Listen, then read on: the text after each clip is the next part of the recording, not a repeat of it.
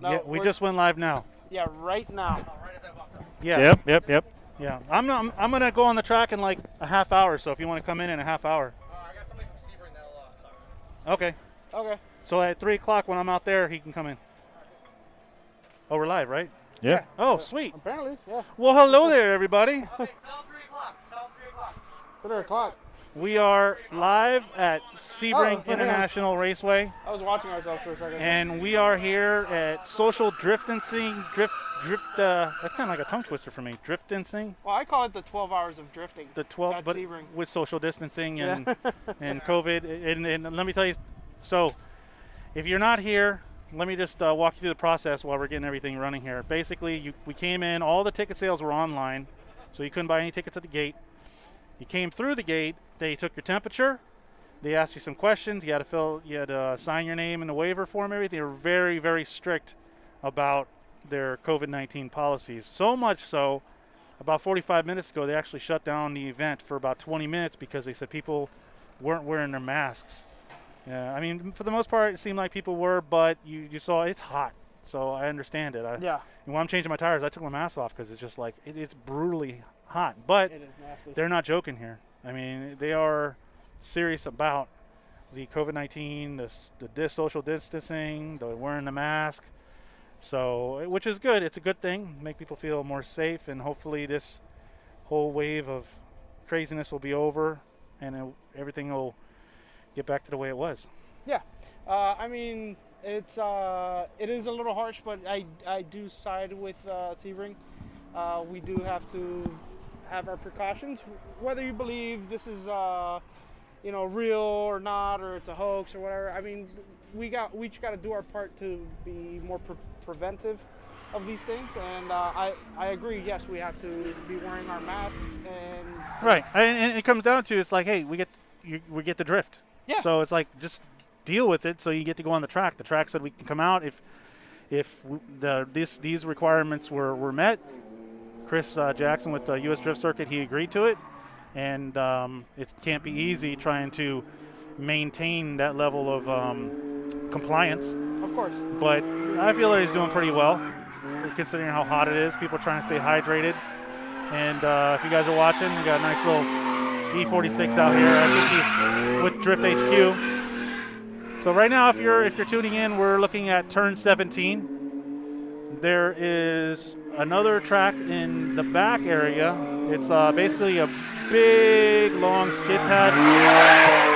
Oh, it's a big, long skid pad, all concrete, little bumpy, and it's just left, right, left, right, left, right. I mean, it's really long. So much so that I did one session. I went through a brand new set of tires in one session. Oh wow! Yeah, I haven't been over onto that skid pad side, but I saw the layout on in a picture. It looks very intricate. Very there's a lot of corners, and it's a big. It's like a big snake. It's like if it was like a river. It almost looks like a river, just flowing back and forth and back and forth.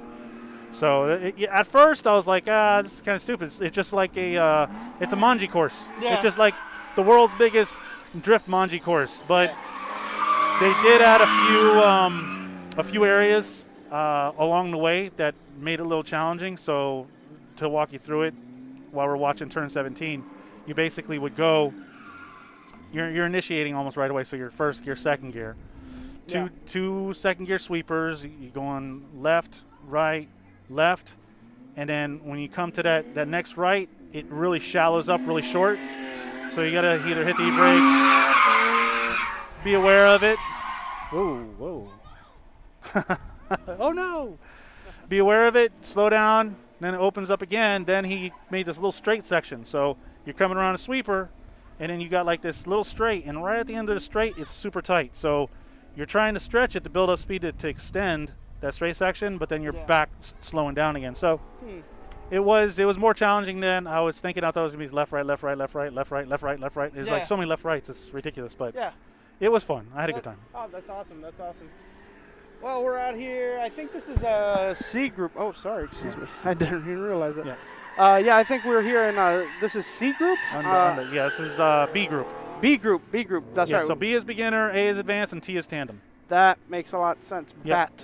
So we are in the session from B, which B group runs from 2 to 3, and advanced goes on at 3, and I will be leaving here at 3 to drive, which I'm excited for because I've never done this layout. Yeah, I can't wait to see you out there. We do have Tim driving his 350Z out here today.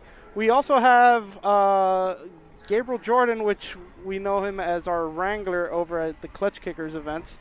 I think he's at the skid pad now because he's in advanced. So, no, Okay. actually, no. If he's in advanced, he's in the pits because advanced is in the pits now. Yeah. So we'll be going out there together. So that'll be fun. So yeah, we'll be seeing them together as we see an NA Miata that's burning a lot of oil. That's not tire smoke. That's oil coming out. Seems like he has a little bit of trouble. This car is turbocharged. It is. Yeah, Yeah. I just heard that little choo Yeah. Ka-chow.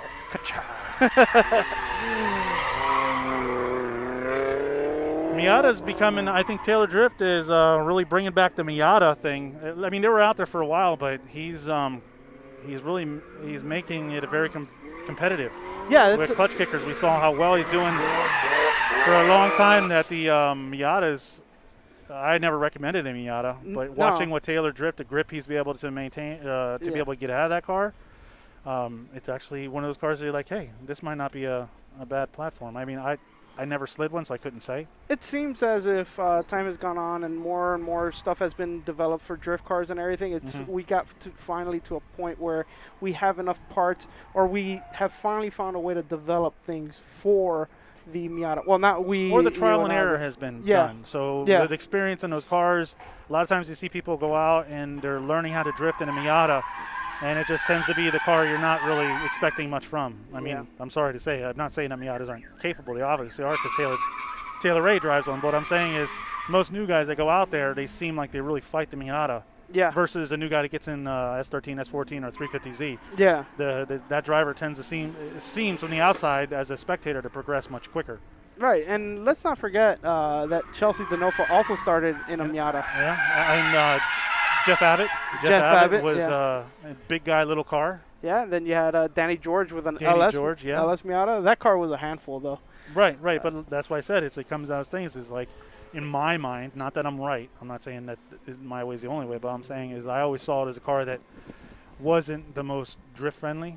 Yeah. But I think neither the E30 it took me a lot to make the E30 to the point where I was comfortable in it. I fought with that car for years. Yeah. So I mean, finally we have angle kits and suspension bits that really do help these cars. I mean, it's much better than, some maybe even the S chassis stuff from way back in the day. So now, like, these cars are actually up to par to the rest of the world. So I mean, we have a lot of cars now to choose from. Back in the day, we were pretty limited between, 240s, the S chassis, the 8.6 if you wanted to struggle a little bit, RX-7s if you wanted to deal with that mess. But and a few BMWs here and there. But now, I mean, you can almost make anything into a drift car. Yeah. With a little bit of know-how. Yeah. The knowledge and the just the accumulation of all the experience that people have gone through trying to make different cars drift, and the setups are more common knowledge than they were 10 years ago. Yeah. And the drift scene has, I would say, quadrupled or even more in size than it was 10 years ago. Of course. So you got more people doing it. You're going to have more people trying different things. And you got a lot of guys that are just, what do you call them, privateers that are just drifting in warehouses and trying all different setups, getting it wrong so much, learning how to get it right. If that makes sense. Well, now on track, we do have something that's very unique. And speaking of cars that we wouldn't recommend for drifting. Yeah, automatic too. He's automatic as well. He's automatic? Yeah. So it almost sounds like he neutral drops or something. It's but I mean, maybe he. I don't want him to hit this wall. No. He's good. He's safe. That's a big truck. That is a massive truck. For you. Yes. Well, like I said, like I was saying earlier, it's like somebody definitely chose to fight an uphill battle. I mean, that is not something, but the experience that he's going to get trying to slide that thing Yeah. I mean, you could make that thing drift around. You could drift with just about anything. It's like when Bill Sherman used to bring out his automatic Caprice Yeah. to the oval at OSW Yeah. and kill it. And he drives a Crown Vic now. Yeah, and then Jeremy Lowe back in the day, bone stock Miata with Yep. little donuts riding the wall in the oval at OSW. Right. Open diff. Open diff. Yeah, it's like so. It's like, oh, you know, you can't. It really comes down to the driver. So I am all for drivers trying to drive ridiculous setups. Well, how about this? 15 years ago, when we started getting into drifting and thinking what cars are good for it or not, the Mustang was thought of as probably one of the worst cars you can get into for drifting. And look how many you see now. And now there's Mustangs. Well, because they developed angle kits. Everybody, that's what, like I said, they trial and error has developed a market to where people can say, oh, yeah, I was drifting a Mustang. You need to do this, this, and this. Yeah. And now you can do it. Yeah, and now everything's a bolt-on solution. Right. So instead of trying to figure it out yourself and try different setups, you can build off of somebody's experience and knowledge. And that's what's progressed or helped evolve the drift scene, I guess, but also just the drivers to be able to adapt to different setups. Right, right. Now, I mean, if there's any viewers watching this, or if you're all three of them, or if you're watching this at a later time, you could put in the comments anything unique that you've seen or that you would like to try, or maybe that you even own that you are drifting. Yep. Hashtag US Drift Circuit. And so maybe we get to see some of those cars. We'd love to see what are you drifting out there that you think may be a little different, or what are you doing to your car that sets you apart, whether it be styling, whether it be setup, motor choice, swap choice, whatever it is. We'd really like to see, what are you guys doing out there to get your car to slide or to set yourself apart from everybody else. Right, yeah, and we know there's plenty of stuff out there. On track now we have what I consider to be a sort of a sleeper in the drift community is a G35 sedan. Some people know about it. A lot of people know about it. I think a lot of people know about it because not only that, is from what I heard, it doesn't have the same wheelbase as the 350Z, but it does have the same wheelbase as a G35, correct? As the G35 Coupe, yes. Right, but apparently from what I've heard, it's lighter than the G35 Coupe. It is. So, and it has more angle from factory. That I have to find out about. That's what Jackson was telling me. That actually has more, and I don't know why. I guess the front end, you would think the front ends are the same. Yeah, I would but maybe think so. they said something with, because it's a sedan, and the manufacturer figured they give it a little more steering angle to get around corners and stuff, even though it's the same length. So I don't know. It's the same length. So I don't know what that thinking is, but that's, you fact check me.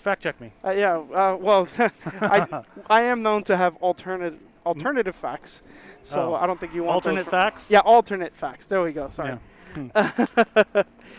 So I don't think would those be considered lies? I plead the fifth. Plead the fifth. So, yeah, it looks like we have a V8 powered S13 on track right now, which is actually a very common setup today. Not like what we were talking about. Yep. Earlier, but I hear some cars way down there though. Oh, so that's you hear the cars at the skid pad because right now I believe. Whoa. Ooh. So tandem. What time is it? So tandem's at the skid pad. That's why you hear all those loud engines in the distance. Oh, okay. Tandem is in the skid pad. I was like, oh, it sounds Which the skid pad makes for a good tandem course.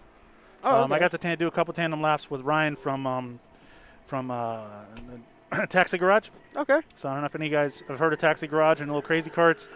All you have to do is go on YouTube and you don't even have to do that. You just Google search Taxi Garage and you'll see these guys. It's just funny to watch them. I'm too fat to fit in one comfortably. So you're too fat. Yeah, well, we're too fat to fit in them comfortably. So basically, these guys just look like they have a blast. They go around, and it's just it's like being a big kid. Yeah. Well, so they have a good time bumping each other. They do all powder coating, make them faster. Like that's even safe. Their videos are incredible. Yeah, and they're all a bunch of great guys. Yeah. I mean, we've known Ryan Kaufman, and years. Yeah. I don't know how many years. I mean, I've known a long him. time. Nopey Drift days. Long time. Oh, smoky. Yeah. Puff the maggot. There's a little bit of blow by or something going on there. Oh, there's a whole. Well, it could be the turbo. It could be the turbo going out as well. Yeah. I know. I guess we'll find out by the end of the day. Yeah, if he's still going.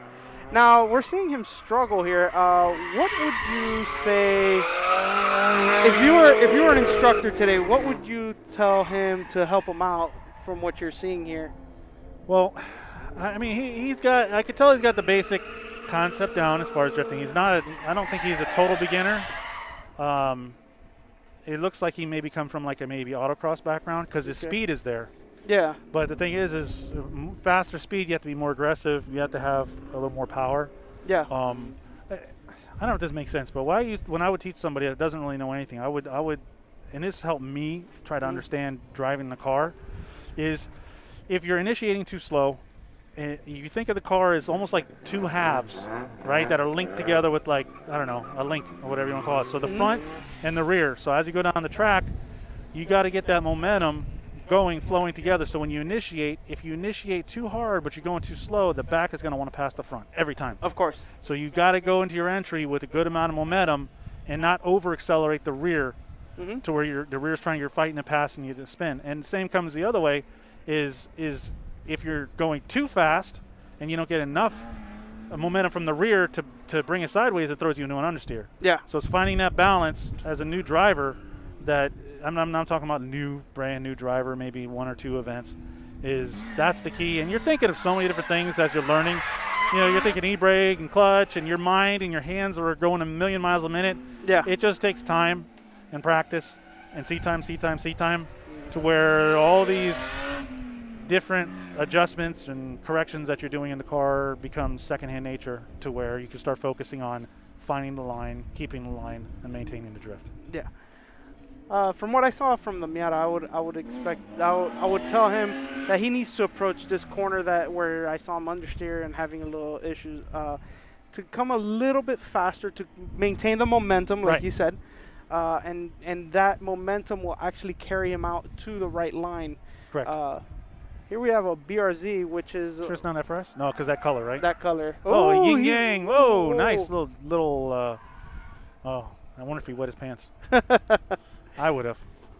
Maybe they turned brown. I did that one time at PBIR going in, and I initiated, but I initiated too wide. I dropped the tire, and I just went 360. Oh, no. Bringing it out wide to the wall. Well, he's brave. He's not afraid. But he had a little bit too much angle to be able to transition through. That's a hard car to really complete this course with due to the fact that it's very low powered. But I definitely will tell you though, the people I have sat with, those that come from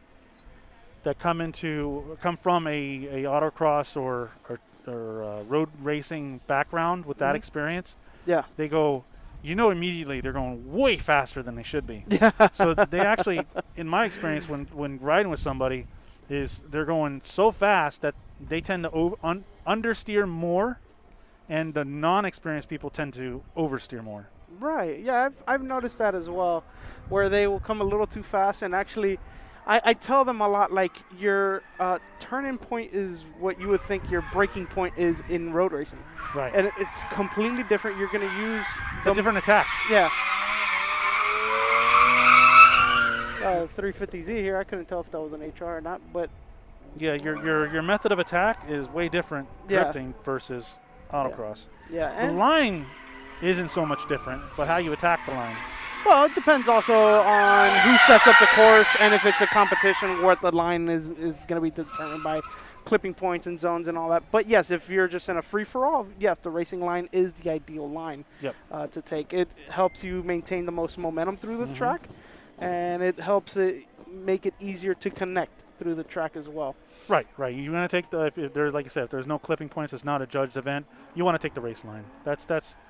That maybe not always, but at least getting through the course, you'll be like, okay, I want to get in on apex, come out, come in wide, come out wide, and maintain that, and then feel your way through the course. Maybe you want a wall ride, so you're going to like, okay, I want to go wider here. It's not going to be obviously the better race line, but it's more fun or more exciting for people to watch. Of course, and really drifting, especially competition drifting, is a spectator sport, and we love to please the crowds. So sometimes when it's a competition, they will choose a line. Whoa, okay. That was very. He's getting all excited there, huh? Yeah, they might tell him to slow down a little bit there. But when it is a competition, the judges or whoever sets up the course will probably choose a line that is more exciting for the. And those lines are pretty hard to accomplish sometimes because they can be a little daunting. Like I know we've done competitions here where we want the outer zone right here along this wall that's in front of us.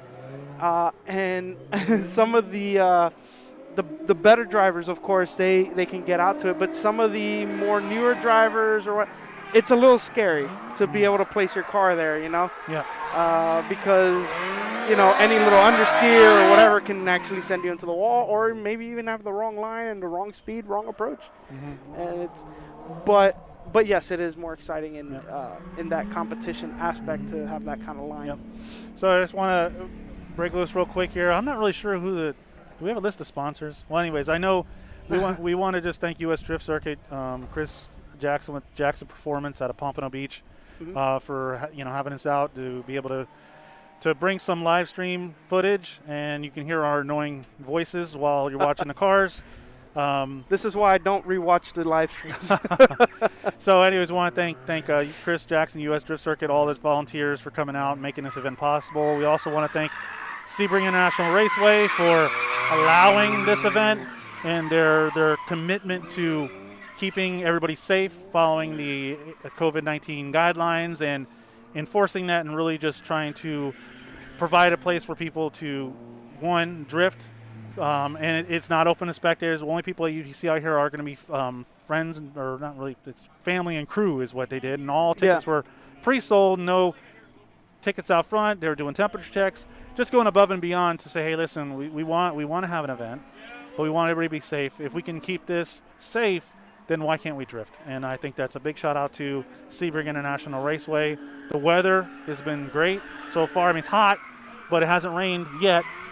So, and also I think what the hotel is, I think Seven Hotel. Thanks to them, they're giving really good rates and they got really nice rooms. Yeah. So awesome. you come here, you can stay at the track, and I've talked to them, the staff there. They're all very friendly, very welcoming, very nice. So definitely a good place to stay. And I think I don't really know. We don't really have a list of sponsors, so unfortunately, those are the only people that we'll talk about for right now until we get something else. I know when I leave, we're going to have one of the representatives from Sebring International Raceway come and sit down and discuss some more maybe about upcoming events. Yeah. I know that Chris had planned a series this year.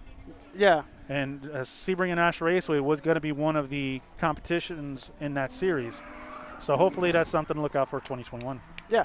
And something to know, something to talk about actually is how cool is it? I mean, we've been here before. We've been to Sebring, drifting. But how cool is it that such a historic track with, such prestige and everything is allowing us to come here and kind of use up their enlarged skid pads that is actually placed on the racetrack that the Le Mans cars actually race on. Yeah. I think that's awesome. I think, it shows progression in how drifting is being accepted more and more. Because drifting has been like the ugly duckling of motorsports in the fact that 90% of the cars are straight buckets, no tech really a lot of them still enforced. A lot of them still are, but what I'm saying is like the ugly duckling. So doesn't have much clout when it comes to a lot of the other racing organizations. Right. Oh, you're a drifter, so what? It's not. They don't really recognize the skill. They just recognize, oh, these guys are a bunch of beat up cars and they're spinning out and they're doing all this other stuff. So it's gaining recognition. The every year getting a little more recognition with the help of Formula Drift. Different shows, like they did that show on Netflix, Hyperdrive, and so you're starting to see more recognition, and people are starting to appreciate the driver skill of drifting, and it's just helped grow the sport. And that goes back to what we were saying before, how more interest, and it's evolving, and the way people are, different platforms trying to be different, trying to do something new and exciting. So it's really grown the sport, and it's just really cool to see. It's crazy how wide drifting has become. I mean, in the scope of things, when you look at drifting before, it was just something that we knew came from Japan, from the mountains, and there was a couple little competitions here and there. But now drifting is a whole world. Especially when you go to like Poland and Russia and all those areas, you wouldn't think, oh, they their drift scene is unbelievable from what I've heard. Yeah. I spoke with Chelsea when we went to Clutch Kickers, and he was saying how like Poland is just, those guys are just crazy. You know, Yeah. they just go out there and they have these amazing tracks. You know. Yeah. So and then you have places like I think in Norway or whatever, they do ice drifting. Yeah. You know, Asbo and a bunch of other guys. That go, And they do- use Supras. Yeah, and they use Mark Supras. Ford It's like, well, it's crazy. But what I'm saying is that it's so, yeah, back to your point, it's like a worldwide sport that it's growing and growing and growing. You're finding it in all these weird places you would never think they'd be drifting. And it's not just competition. There's a lot of fun events and different styles of competition as well, where style could be important in that aspect. Or maybe it's an all-out competition like Formula Drift, where you know speed and power and grip wins. Or it could just be something where we're just having fun with our friends, and and it's so wide. And then there's people who do media. There's shops that dedicate to building drift cars. There's Drift HQ. Drift HQ. I mean, it's in the name. Yeah. Drift HQ is they built their business model around drifting. Yeah. So it's got to be on a business side, and that's another thing that grows a sport and grows a following, is that you could be doing something, but if you don't have manufacturers, if there's no money in it for people to be made, and I mean it's a sad thing, but if there's no business opportunity, it's gonna hinder the growth. It's gonna stunt the growth of the sport, because as the business opportunity presents itself, you see other people designing different things, engineering different parts to fit certain vehicles, to find a niche market like SLR and Wisefab did, like 8-9 years ago or whatever it was. Yeah. They find these niche markets and are able to create a business model to where it's not just a pastime, but it could be a full-time job, full-time business that can provide for you, your family, and friends and other people that are around you to help. And that is going to help grow the sport even further. So unfortunately, where the money is, people are going to follow. Even there's a lot of business out there that probably get into drifting and don't even drift, but they see a business opportunity. But that business opportunity just brings another path for other people to buy stuff from, ease of access of parts, more engineering. The more stuff is made, the cheaper it comes, more affordable it comes as well. Yeah, and I also want to address like something. There are people who like different styles of drifting. Yes. And then but there is a problem with that, where their opinion becomes, oh, I don't like this style of drifting, it's ruining drifting. Mm-hmm. And in my head, I'm here like, why can't we just have it all? Yeah. You know what I mean? Like, it's so awesome. I mean, like, FD is a competition base event where it's, cars are gripped up, and high amounts of horsepower, which, they don't really exude a lot of style, like, a slammed car with wide wheels on stretch tires and with body kits and all that. But it's still awesome to watch. Well, and it goes back to what you're saying is one thing you'll also notice is that drifting is worldwide, but styles differ depending on the region you're in. Exactly. The way Japan, more high-speed entry, not so much about maintaining the speed through the drift. It's more of, I guess, a style aspect in it, crazier entries. Then you go to New Zealand. I don't know if they still do this, but if you enter in a greater than a 90-degree turn, it doesn't matter if you have Wisefab or whatever. If you drift more than 90 degrees, it's considered a spin. Yeah. So then they're limiting. But when you go to Japan, they're doing backward entries, and they're getting, you know what I'm saying? So you see in one area where doing a backwards entry is a good thing and help you win the event. Yeah. In another area, you could lose the event for doing the same thing. So like you said, the style is also dependent on the region you're in. Or like what Noah and I saw in the D1, where you could straighten out, and it's not a zero. No. It's still a run. That There's you're a like, score, yeah. What's going on here? Because they run that DOS system, it's a computerized system, which I think should still be a little bit more ironed out. That's my opinion, though. But either way, what I'm saying is, I can't choose a style. Give it all to me. I want drifting. We want to see it all. I love it. We're not picky. If you want to do backward entry, great. If you frowned upon backward entry, whatever, even if you're failing and up out there, we love it all because we see the progression in the sport. We don't see somebody that just, oh man, this guy sucks. Well, I see it personally as somebody that's learning, and somebody that's learning from their mistakes and somebody that in the future is going to be out there competing with everybody else, and it's just going to make the scene better. So come out here, spin all you want. That's the way you learn. Of course. And, I mean, I remember when I first started. Actually, I really don't have that much seat time. But I remember when I first started. Except in your recliner. You got a lot of seat time in there. I see what you did there. My seat time is in Forza, unfortunately. But, I mean, when I first started, you know, I was always like, oh, what are people going to think about me or whatever. But once I started having, like, doing it, even if I was spinning out or whatever, I was having fun. Mm-hmm. And when you start having fun is when you progress the most. Yeah. If you stop thinking about it as training and thinking about it as fun, you will actually learn more and you will actually do better. It's funny how that works. You got to remove the stress. I mean, it's stressful enough to be out there trying to do something that isn't supposed to be done with the vehicle. And so to add that other additional stress to your life and suck the fun out of it, so to say, don't do it. Just go out there, have fun. Hey, is this a rally car? Sorry to cut you off. I was going to say something about that. Yeah, I mean, if any car is going to flip today, it's going to be him. That car is wholly understeer. Not understeer, but body roll. It looks like it's got off-road suspension. I'm not. That's what he was saying. It's all jacked up. And it's got mud flaps? I mean, yeah, he's got mud flaps. He's got mud? And it's real soft suspension, so maybe he does rally. He does? Maybe he's a rally driver. Wow, that's really cool. So but see, okay, so let me maybe bite off something we talked about before. Here you got a guy, that car, I don't know if he rallies, but that car looks like a rally car.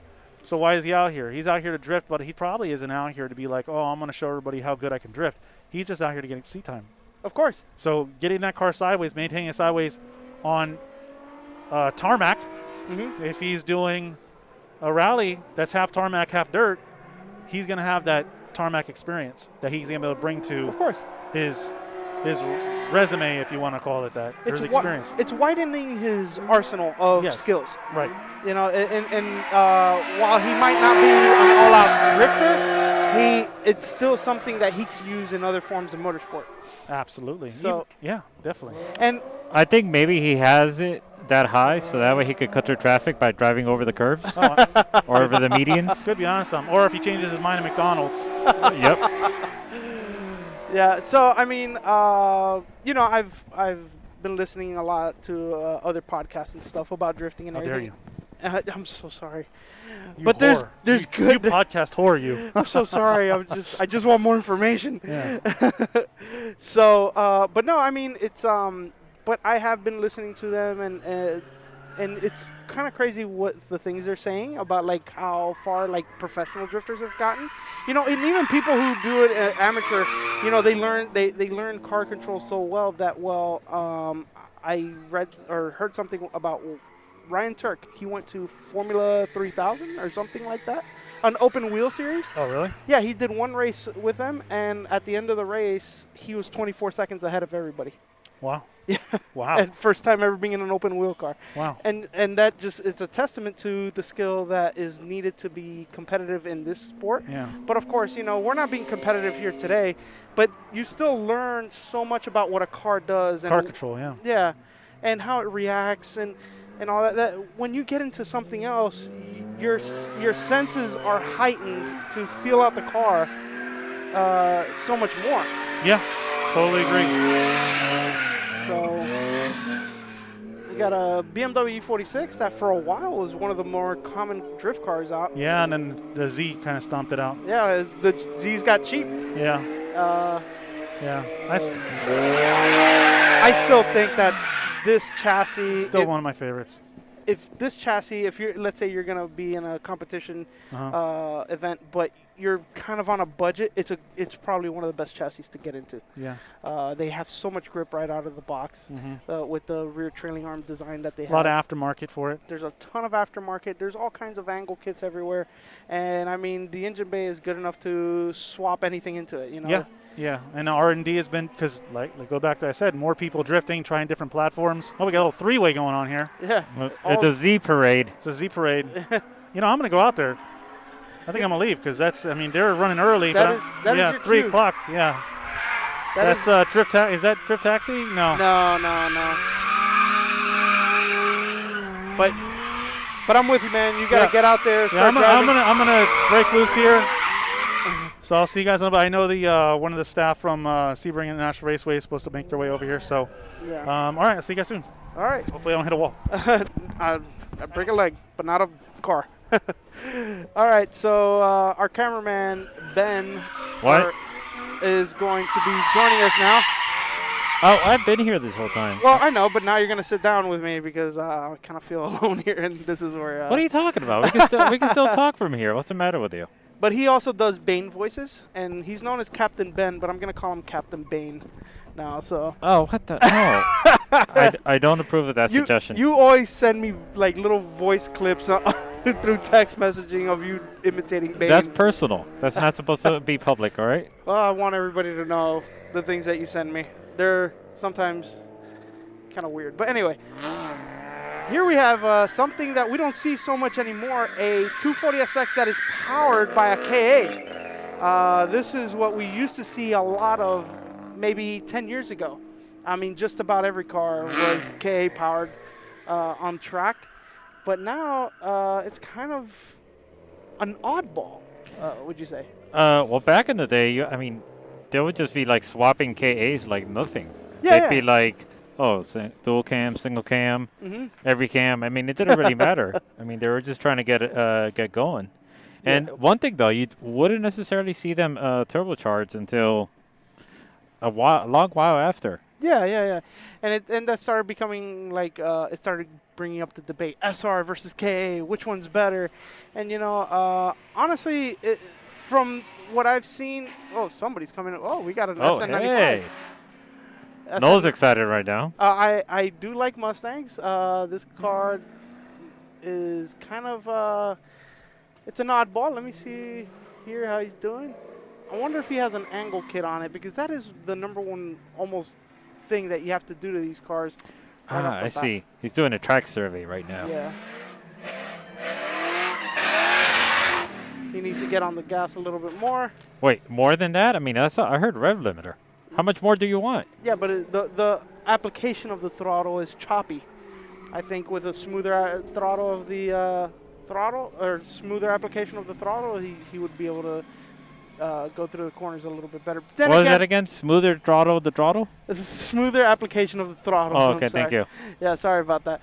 But yeah, those cars are... Wow, Tim got in there quick. Yeah, he did. He ran to his car. He's ready to drive. Yeah. But yeah, those cars are kind of, you know, they're not great out of the box, but there are enough modifications out there that you can do to the suspension that actually make them great drift cars. Their rev limit is kind of low, so it's kind of odd with, you know, you need longer gear ratios than maybe something like a 350Z or 240SX, but they do have potential. You sure about that? Yes, I've seen The them. SM95s. Yeah, I've seen plenty of them drifting.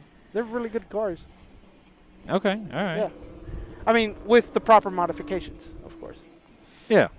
But But not out of the box, is what I'm saying. is it the right choice though? I mean, think about it. When you're looking, look, we turn to you, Noel, the car fairy, Oh, no. for car buying advice, and I guess you could say also drift buying advice. So I have to wonder: is the Mustang a good choice right out the gate to start off with? I think so. I think it's a good car, especially if you're on a budget. There's plenty of modifications out there.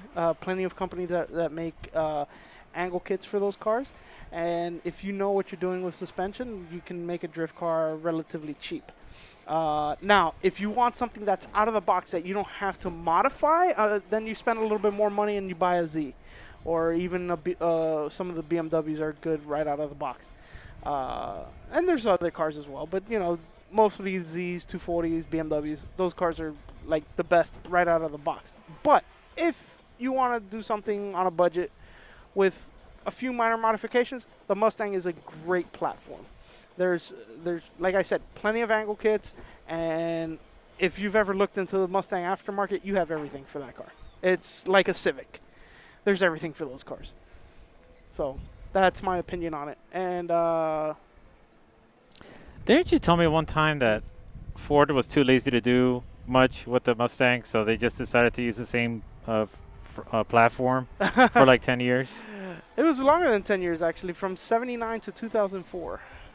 So you're looking at a Golly. yeah, you're looking at a span of 25 years there.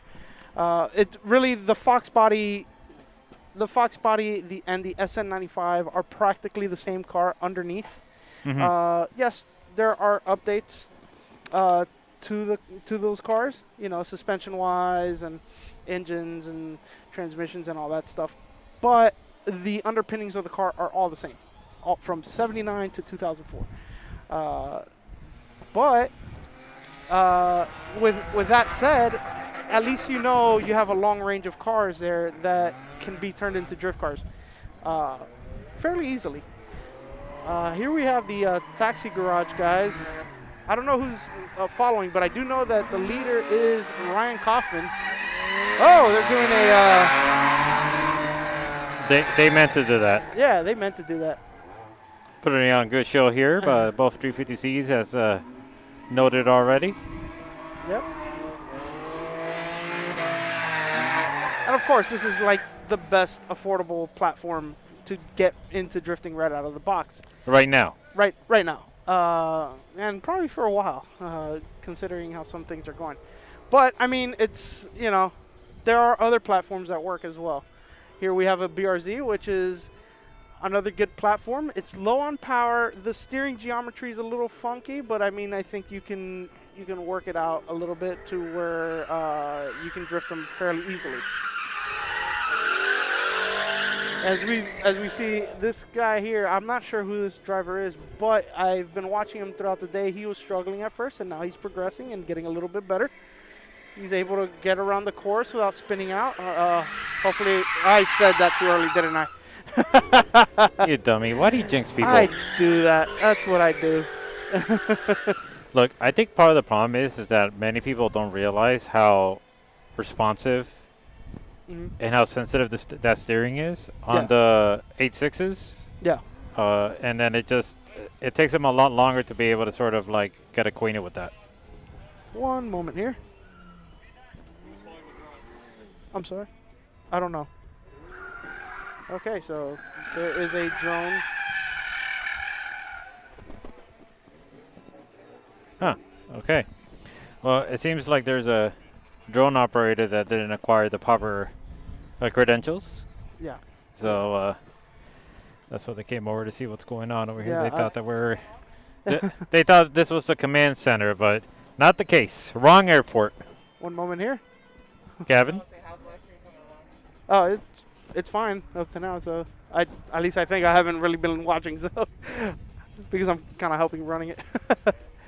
So with us here is Gavin. Shout out to Gavin. Yeah, he's the brains behind. Well, the camera's not pointed to you at us right now. It's on track. But Gavin is the one that helps out with a lot of the logistical work that happens here. Just say it. The brains of U.S. Drift Circuit, Jackson Performance, and perhaps like he runs the show. His good conscience on Chris Jackson's side, because I'm sure Chris Jackson has so many crazy ideas that Gavin has to step in and be like, dude, relax, chill. Yes, that would make sense. Yes, he is the show. So thank you, Gavin. So. What? Yeah. Okay, cool. All right, so we have somebody here coming in. What? Yeah. Oh, cool. Safety team, come on over. You could go ahead and grab that. Let me go ahead and... Yeah, you can put that on there. Keep your mask on. Well, that goes without saying. Absolutely. I've been saying it all day. How you doing? What's your name, sir? I'm good. My name is Billy Kingston. I'm the safety director here at Sebring International Raceway. Awesome. Oh, so you got a very important job today. Well, very important job every day here, but a very rewarding job. That's awesome. That's awesome. I mean, I know you're busy throughout the day, but at least once in a while you might be able to get out and watch a little bit of drifting. Or road racing, depending on what is going on in the day. Real quick, are there any differences between running a road racing event and a drift event, or even a big scale road racing event? Yeah, obviously it's all scalable. The cool thing about this is it's compact. So Yeah. we have two different spots of the course going on with the solo and the tandem drift today, but it's all in one area. So when we're working out here on a normal basis, we're probably working in 10 or 17 turns depending on the configuration of the track for that day. Yeah. So I'm pretty sure the 12 hours of Sebring is a nightmare for you. 12 hours of Sebring is a whole nother animal, but probably one of the most fantastic things that you can ever have the opportunity to be a part of. People don't really realize what it takes to turn this thing into a city and to put on an event that is really famous around the world. Yeah, that's incredible. I definitely do want to come one of these days to the 12 hours. I was planning on it this year, but of course everything that's gone on. Yeah, we were all planning on it this year, and then we woke up one morning and the world changed, and we wear masks, and we do all kinds of different things today than we did before that. Yeah, and what happened was everything changed right before the race was gonna happen. Yeah, it's crazy. We were gonna run the World Endurance Championship race along with the Mobile 1 12 Hours of Sebring. Oh wow! So they were set to be here to test the weekend before the Mobile 1 12 Hours of Sebring. Their entire paddock was 100% set up, ready to go. Cars were out of the containers. The material, the marketing material was up. The thing was just in pristine shape. Ready to throw one heck of a racing event. And obviously things changed that night when President Trump stopped travel from international. Oh, wow, yeah. And a lot of those teams were coming from international places to come race with us. So it was a bummer, but we put our noses to the ground, spent a couple weeks out here just doing some work that we couldn't have been able to do. And then first part of May, we started back with club activities, bringing some clubs back out onto the racetrack. Okay. Oh, that's great. And I'm pretty sure you know this as well. I mean, the whole motorsports world is going through this as well. It rocked the whole world. Drifting has been affected by it, especially in the pro ranks here in America. I mean, we still haven't had a Formula Drift event until next week, but it's still being affected in the sense that we're still not getting international drivers coming out. Or at least most of them, but we're all in this together, and this is why you guys are actually, enforcing these rules where we have to have our mask on, social distancing, because we do want to get through this. Yeah, it's absolutely true. Wherever you stand at on this pandemic, that's one thing, but doing the right things for everybody involved, so we can continue to do these smaller events to build up to, they don't start the very first football game with the Super Bowl. They don't start the very first road race with the World Championship. We got to have these little events each weekend. We got to do things to start rebuilding how we come together as people. It was a weird time when you didn't leave your house and interact with people. It was super weird to come out here and not see cars. And every part of motorsports, whether it's drifting, drag racing. Obviously our big brother partner of NASCAR, all kinds of racing has been affected, all the way down to, the guys who work on these cars in the garage, the parts guy down the street that you go and get, the tire guy, every one of us, you coming out here and having a place to do a live show at. Yeah, understood. And speaking of NASCAR and not starting with a Big Bang, why do they start with a Daytona 500? Yeah. You know what though? That's obviously the birthplace of where that stuff happened, but out there on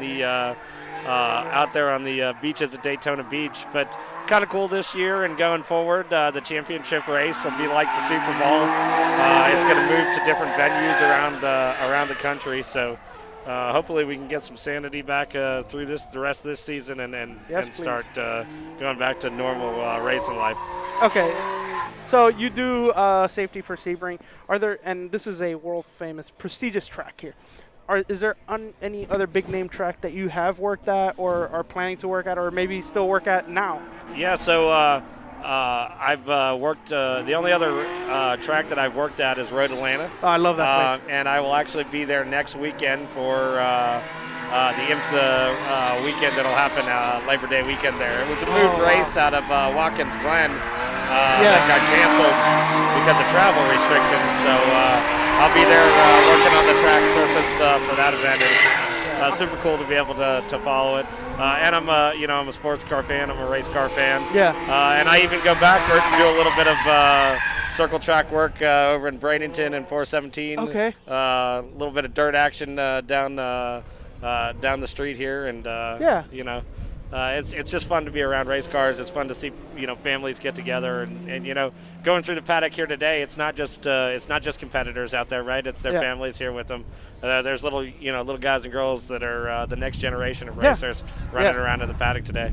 Yeah, and that's awesome. That I love to see the kids and the family getting involved. That's I think that's something that gets a little bit lost when you watch a lot of these motorsports events, is how the families are involved and how the kids eventually grow up to. Oh, that was a little scary there. He was understeering straight to the wall. Luckily, that didn't happen. But it's awesome to see, especially the kids getting involved. And do you know if there's any programs or anything that Sebring or any other tracks that are doing for like kids to get involved in motorsport? Well, obviously, this is a family venue every weekend that we have here. So, IMSA has an open paddock, so the kids can get up close. The kids club at our races. Obviously, it's been a little different with COVID-19 and what we have to do to protect the paddock and the drivers there. But it's always an open paddock. And then, one of the clubs that races here that'll be here in a couple weekends is the SCCA Pro Tour. Okay. So that's, out of the little toddler age, but, they ranks of 13, 14, 15-year-olds getting behind race cars and racing out here on the big boy track. Wow. We have Lucas Oil School Racing that's here probably 6 or 7 times a year. Some of those kids, I think, belong in my house, not out on the racetrack. But we see them out there, and it's impressive, man. How amazing is it to get in a race car anywhere in the nation as a 13, 14, 15-year-old, but to come out to Sebring International Raceway and be in the birthplace of endurance racing, racing around the likes of turns that some of the most famous race car drivers have ever gone around. Yeah. Wow, that's awesome. I love to hear that. Now, I'm pretty sure some of these kids will whoop me around this track. Yeah, me too. I think I know the line, but I'll definitely respect the bumps. Yeah, and up until last year, I had never been here. I've only seen this place on TV, or I've driven it on video games. Yeah. Like Forza and whatnot. But being out here is surreal. This is, like I've said before, a legendary, prestigious track with lots of history. Okay. That's our friend Tim that he was just sitting here a minute ago. He's out there on the track in his 350Z. This is only his second lap, so he's still feeling it out. I got a question. Obviously, race car drivers, they go through a particular set of training to be able to drive their vehicles. That's pretty apparent. But do safety crew go through a particular set of training? Because I would imagine they would have to be good sprinters to get quick to the action, to be able to have proper upper strength, to be able to carry a body out in case of an emergency. Is there anything, or is it just something, or is it just credentials? No, well, it's a little bit of both. Obviously, everybody who works on our safety team is a firefighter or has that skills level of training as a firefighter somewhere. Okay. Either they have been, some of them are retired folks. Myself, my day job is I work for the county here as a battalion chief for Highlands County Fire Rescue. So they have that skill set. They have that skill set to start with. But then we obviously train at what we do. We train from a driving on the track perspective. Nothing a little scarier than pulling out amongst race cars that are supposed to be slowing down and maybe are or maybe aren't. Wow, that does sound scary. So it seems like I shouldn't even apply for that job. Yeah, you brought up a moment ago, you were talking about this place and what it means. I tell people all the time, there's this bridge coming to this paddock, and we are so privileged to be able to drive across this bridge onto this course from a racing standpoint. But, go back some years, and there was B-17s training on this very concrete that we're sitting on down here. Really? This is an original World War II Army Air Corps training base. Okay. So during World War II, those folks that were fighting for our freedom, they were out here learning how to fly, and so you go from making our world a different place to making our sport a different place. It's an amazing place to work, to be at on any given weekend. I gotta wonder if some of those pilots turn into race car drivers after Yeah. this track opened up. Yeah, it's a cool place, cool town. I live here locally, so obviously Sebring Raceway is a huge part of what our cultural background is here in the town. That's awesome. Now, do you know when it opened up as a racetrack? What year it was? Well, I don't know the exact date, but when we run these Mobile 1 12 Hours of Sebring in November this year, it's going to be the 68th running of the Mobile 1 12 Hours of Sebring. Goodness. Remember, they did skip it one year in the 70s because of the gas crisis, Yeah. and it turned out to be a big block party. And even after this year, after we told them to go home, there were still folks sitting over there in the campground the weekend of the race. Kind of a surreal experience for me. When the race starts every year, I try to, as they go to throw the green, I try to dip my head between the in the paddock or in the pit structure over there at the start-finish line. So at 10:40 race day this year, even though we didn't throw the green flag, I came out and stood at the start-finish line at 10:40 just as a part of shop. Yeah. Now I've heard of the parties out here, especially during the 12 hours. I hope to be part of it someday. Yeah, you got to come, man. Now, real quick, I know you're busy and you got to get back to work. But before you go, your opinion on what you see in drifting here. I mean, it's so different from road racing, and maybe you've trained your mind to kind of like see it in a kind of an odd way because of your experience with road racing. But I mean, what do you think about what you're seeing out here? Well, first of all, you can see there's a ton of skill associated with what they're doing. You can tell that it's it's a sport all in its own. Those two weren't supposed to end up like that. No. There's a ton of skill. What I love to see back here is the passion of the folks in this, man. It's a very passionate group of people that love what they're doing. The craziest thing from a road racing to this is every day we drive this racetrack one way. Yeah. We start over there, we go around in a circle, sort of say, but we don't go that way, ever. So every time I look out and I see one of those cars pointing in the other direction, it's like, man, okay, yeah, they're all right. They're going in the right direction. So it's really cool to see what they're doing. It's cool to see the cars. It's cool to see the grassroots. What racing was is a guy that's working in his garage, making a car to come out here on a Saturday or Sunday or whatever day he's doing it, and enjoying what he's doing and having fun with his friends and being passionate about what he's doing. Well, that brings up a question. Do you feel the track is safe enough to run in reverse? Yeah, we'd have a lot of work to do because of the way these walls are set. Okay. They're all set to not having a leading edge in racetrack direction. Okay. So innately, the way these walls would be, if you looked out on the normal car setup, you'd see a bunch of leading edges going backwards. And it's funny, we were talking about a bunch of different clubs bring that up. Hey, what do you think if we run it backwards? Like, yeah, so where the tire packs are pointed, where the wall, runoffs are pointed, there'd be a lot of work to change the configuration to a counter track. Yeah, like a lot of ovals, they have some older ovals have guardrails, and the way they stack the guardrails is one way. Absolutely. So that way, if there is an accident, it'll roll off instead of catching a car. Absolutely. We got a little bit of guardrail left around this place. We've gone through the last couple of years on a real big tire replacement. It's going to probably take another 5 or so years to replace all the tires. Wow. But the block itself is centered so that there's no leading edge on the racetrack direction side. That's awesome. That's awesome. Well, I know you do have a lot to do today. We don't want to keep you held up for too long, but we really appreciate everything you're doing out here, and even with the safety guidelines and everything. And thank you for having us out here. No, thank you for having me today. I appreciate having folks in the paddock and a track rental on a weekend. I've enjoyed the last couple of years when I've had the opportunity to work with Chris and his crew. Just an outstanding group, always really easy to work with. And yes, I am the guy driving around in that pickup truck today saying, put your mask back on. And I appreciate everybody's patience with it. We know it can get a little annoying. It's hot out here. I understand it all. But, hey, we appreciate having you guys here with us. Yeah. Oh, well, it seems like you got a phone call to go after. So, but thank you very much. No, thank you, and enjoy your time. And if I can be of any help to anybody, please let me know. All right, no problem. Thank you. Thank you. No problem, man. let's see. Oh, there we go. All right, all right. So back to the where's the action. car? Where's the car? Oh, there it is. There Okay. it is. Oh, it's a what we call a Koki S14. Koki. Koki or cookie?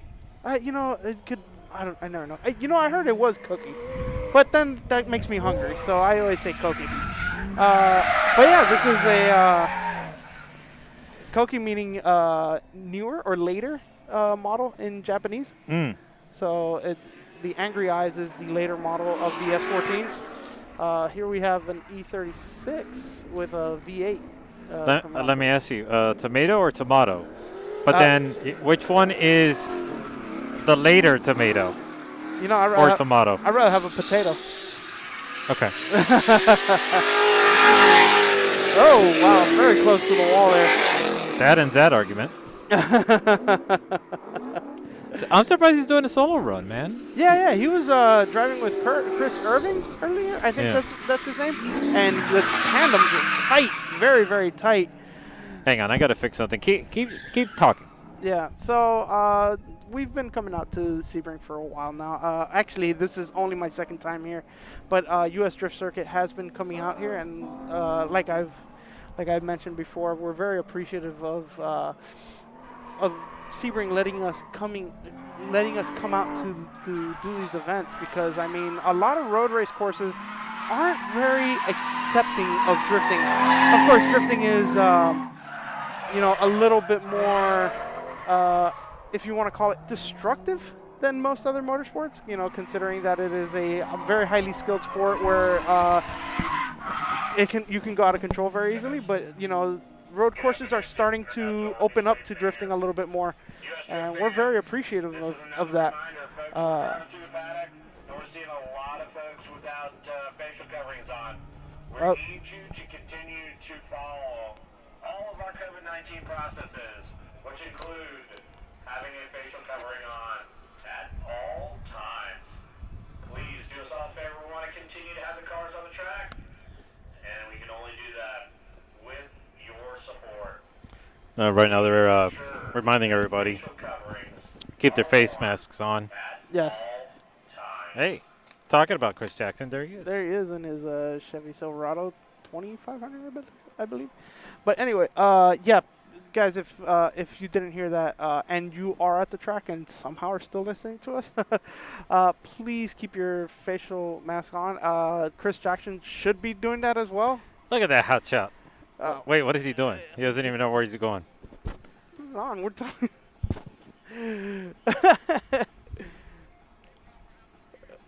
Put your mask on, Chris. Anyway, Chris is kind of a wild card. We never know what he's gonna do.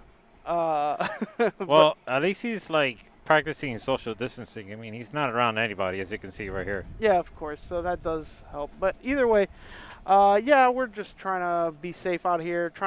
We want to come back out here, So please, if you're out here, please comply with these rules, because we like being here. We want to come back, and it's only going to get better from here with these events. We can start using more of the track eventually, maybe, if they get comfortable with that. Let me ask you, Noel. Let's say you spend $32,000 on an 89 Nissan 240SX. What would be the first thing you do? Would you put it together to drift, or would you just put it in the garage? I put it in a bubble. In a bubble? Yeah, I'd put it in a bubble where no humidity or any elements get inside, because I spent so much money, but if I know that people are, I don't want to say they're dumb enough to buy it for more money in the future. Well, that's rude. But somebody will definitely buy it. Look, it's obvious these cars are going up in value. We did see that red single cam that was all original, and how many miles? It was very low miles. I don't remember. But it was a red single cam hatch, S13 hatch, and it went for $32,750. I'm surprised you remember the amount. Yeah, and well, I mean, it's astonishing. How do I not remember that? I mean, considering that we used to be able to buy these cars for $1,000 running, But I do understand it is it's a cult classic car. It has a huge following. And now they're becoming rare, especially to find it in that condition. all original. It's a museum piece almost. Yeah. Or it will be a museum piece. So I understand why somebody would pay that kind of money. I just personally wouldn't. The same thing has happened with the A86 Corollas. They're just way too expensive now. And the E30 BMWs are doing that as well. I mean, a lot of cars are going up into these $20,000, $30,000, $40,000 ranges where you could have bought them 10 years ago for $1,500. So it is astonishing. It does make you wonder what's going to be the next car that's going to be like in that same kind of classification. Well, Let me be frank. The same kind of overpriced classification. overpriced classification. I mean, In my opinion, I don't want to, insult anybody. Even though I did already, but that's fine. no, All right. I mean, yeah. In one view, it is overpriced because we knew what we used to do to these cars, but in another view, it's like it's investing in something that is going to bring money in the future. I mean, $32,000. I can't imagine it being more than that ever for a Nissan 240SX, considering it's a single cam S13. But as they get older, they get harder to find, especially in that condition.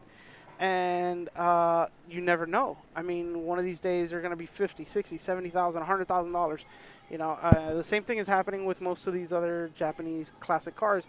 But not only Japanese cars. I mean, I was looking around just out of curiosity for like cars like the WS6 Pontiac Trans Am, Camaro SS from the late 90s, early 2000s, the first LS1 cars and all that, and they're going up in price too. And the Fox Body Mustang is another car that is rapidly going up in price. It's hard to find one under $10,000 that is in good shape. Heck, it was hard to find at Horizon. Yeah, Forza Horizon 4, the video game, you can't just buy the car, you have to win it. And then if you do sell it in the auction house, you can you used to be able to get millions, but now it's like 900,000. But either way, that's a separate subject. And European cars, E30 and E30s or E30 M3s are just unattainable now, at least for me. I mean, $100-something thousand for some of these cars. And then the E36s are starting to go up as well. So, I mean, these are cars that we once laughed about. Like, I could buy one and have fun with it and thrash it around. And now it's like, be careful what you do with it, I'm still laughing at some of them. I know. Well, I mean, not. Yeah, but then these other people, they're laughing all the way to the bank. Yeah, they're like, you know what? I might have spent a ton of money, but I'm gonna make a ton of money on this as well. So, actually, we do have a friend that just bought a. Can we call it a barn find? It wasn't in a barn, but it was in somebody's yard. Farm find, maybe? Yeah, maybe that. It was a 1986 Corolla GTS hatch. Okay, A86. This thing was in all original condition, but the car was rough. Very, at least in pictures it looked pretty rough. But he offered the guy $3,000, picked up the car. He drove it onto the trailer, so the car started up and drove. And now he's selling the car for $12,000. I mean, he just made $9,000. He made $9,000 off of just cleaning it up. That's amazing. So now it does beg the question: should you, instead of investing in companies like in the stock market, should you invest in vehicles? Well, I think the profits that you earn in the stock markets and all that are faster. You gain those a lot faster. In one day you can gain, $100,000, for example, in one day, But it is also more dangerous to invest in that. At least you know that there are certain cars that are very sought after that are going to be going up in price. I mean, if you think about it, look at cars from the muscle car era, from the 60s and 70s. A 70 Hemi Cuda, if it's in pristine condition, fully restored to stock and everything. I saw one go for $5 million. That was a car you could buy for under $4,000 back in 1970. Of course, you know, price, money, you know, the value of money and everything has changed. I get that, but I mean, still, from $4,000 to $5 million, that's a pretty big jump, even if it is 50 years. So, a pretty good line there from that 370Z. So, I still think that, you know, while it is a slower accumulation of profit, it is a safer accumulation of profit if you have a place to store it correctly and have a good way of taking care of the car. You can make some money. You can definitely make some money. That was your investment advice? From your financial advisor, Noel. Also a notary, too. Oh, I am a notary. That is 100% true. I am a notary. Financial advisor, that could be an alternate fact. Because I'm not good with money. Oh, man. I don't think you should be announcing that, especially if you're a notary. Well, that doesn't have anything to do with my money. You know? That's just their money. True. Anyway, here's a C5 Corvette. It's the coupe. I don't know if it's a Z06. It might be a Z06. Yeah, it's got the little Z06 thing on the... How rocket long do you think it's going to be until we see the new C8 on the track, on a drift track? On a drift track, it might happen sooner than we think, considering that it is a mid-engine car. It's probably not going to be the most, it's not going to be the best platform to start off with right away, but we've been seeing a trend in Japan where we're seeing a lot of MR2s, SW20 specifically, or SW21s, however you want to say it.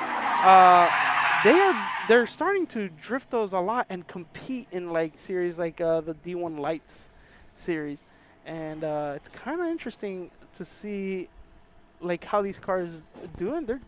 You could tell they drive a little bit different, but you know they're out there. They're out there, and I think pretty soon we might be seeing a C8. Oh, what is this? Are we gonna do some jumps here? Some sweet jumps? Or stunts? Yeah, I'm down for that. But anyway, I do see the Corvette C8 eventually becoming a drift car because we're kind of wild out here in America, especially Florida. But and we're probably gonna be doing something pretty wild with something like that. I do know that Matt Field, that currently has a C6 Corvette in Formula Drift, he's interested in doing something with a C8. So I would like to see that. That would be kind of interesting. Look at that leg drop. Or should I say leg extension? Keeping his balance while going 15 miles an hour. Man, this man has skills. Look at that. Look at that form. Look at that. There we go. Tilting his body where he needs to be in order to execute the turn. He's riding the wall here. With such grace and finesse. I mean, come on. Look at that. Oh, he got a little wild there. Look at all the oil. I think it would have been better if it would have popped a little wheelie action there. Yeah. Maybe a little backflip, maybe. Oh. Yeah. Oh, here we go. Tim is out on the track. This is Tim Murphy. As I said before, he was sitting with us. Yeah. He's one of our co-hosts, but he's also driving today. So we're allowing him to have a little fun and show off for us here in front of the cameras. Ooh. Nice. Wow. Going pretty wide there. Wow, right on the wall. Tim is getting more and more comfortable in that car. Transitioning in front of the wall. Wow. Playing it safe right at the very end. Yeah, but doesn't want to get carried away. Yeah. Good job, Tim. Golf clap. What's your thoughts on the spoiler?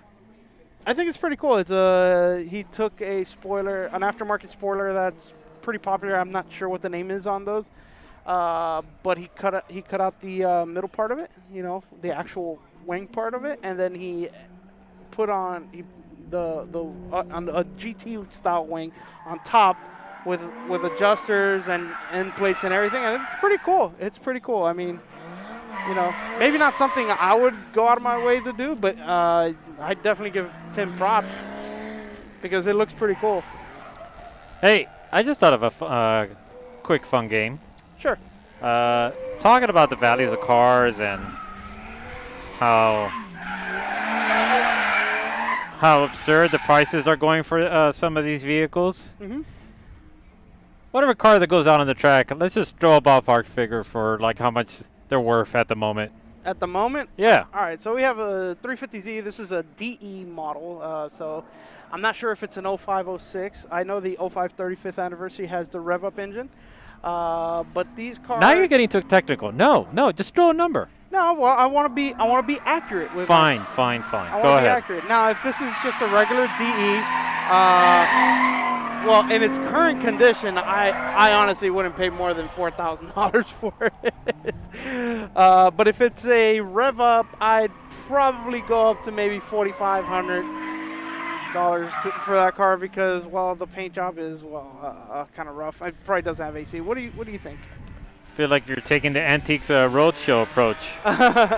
It's like giving you a little bit background of the vehicle, its history, Now kind of like the average market price, and then you deliver your final thoughts. Yeah. Here we have a Z32 300ZX. This is not a very common car in drifting, although it has been used before. These cars are now starting to become, hard to find. They have a following now. From what I hear, this sounds like an NA model, not the twin turbo.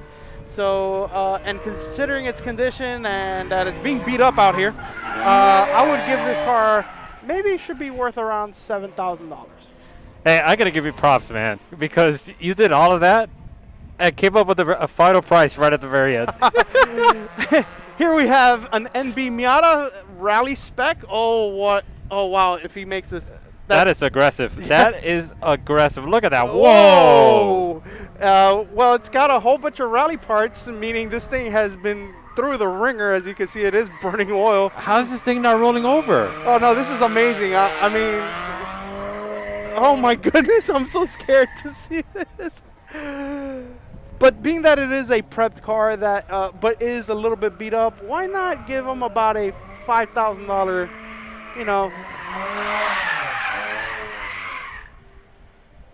You would value that at $5,000 as is. Hey, it's a rally car, and you can go out rallying right away. It's a little high, maybe. But he's not rallying. He's at a drift track. Well, I mean, but it could be used for multiple purposes, so even more now. Here we have okay, there's 3 cars here. All right. Oh, so really? Oh, wow, I didn't notice. Okay, there we go. Oh. Oh. Okay, there. All right, so we have two Z33s. Let's be honest, these cars are probably about $5,000 to $6,000 because they have decent paint on them. One is missing a bumper, but oh well. We have an S13 with an LS1 in it. I can't confirm if it is an LS1 or just an LS base engine, but considering how much work has been put into this car could fetch maybe $12,000 to $15,000 because of all the work that's been done to it. 12? Really? Yeah. Yeah. Have you seen what S13s go for? It's ridiculous. Yeah, it already sounds ridiculous what you just told me. Oh, Here wait, we it's have- Gabby J? It's Gabby J. It's Gabby J, folks, the calm, cool, and collective smooth fellow with a 350Z that'll blow your ears. Look at it go. Well, considering that this car didn't want to start up this afternoon, I'll give this guy like $1,500. But so you'll value this at $1,500 just because of the check engine light? well, it didn't want to start this morning. Oh, okay. No, I'm kidding. It is an HR. It is a. That was a little scary. It's a wild child over there. Yeah, but that is Gabby. He is our wrangler in other events. Today he's just driving, having a good time. No, today he's just wrangling the steering wheel. Wrangling the steering wheel. I like that.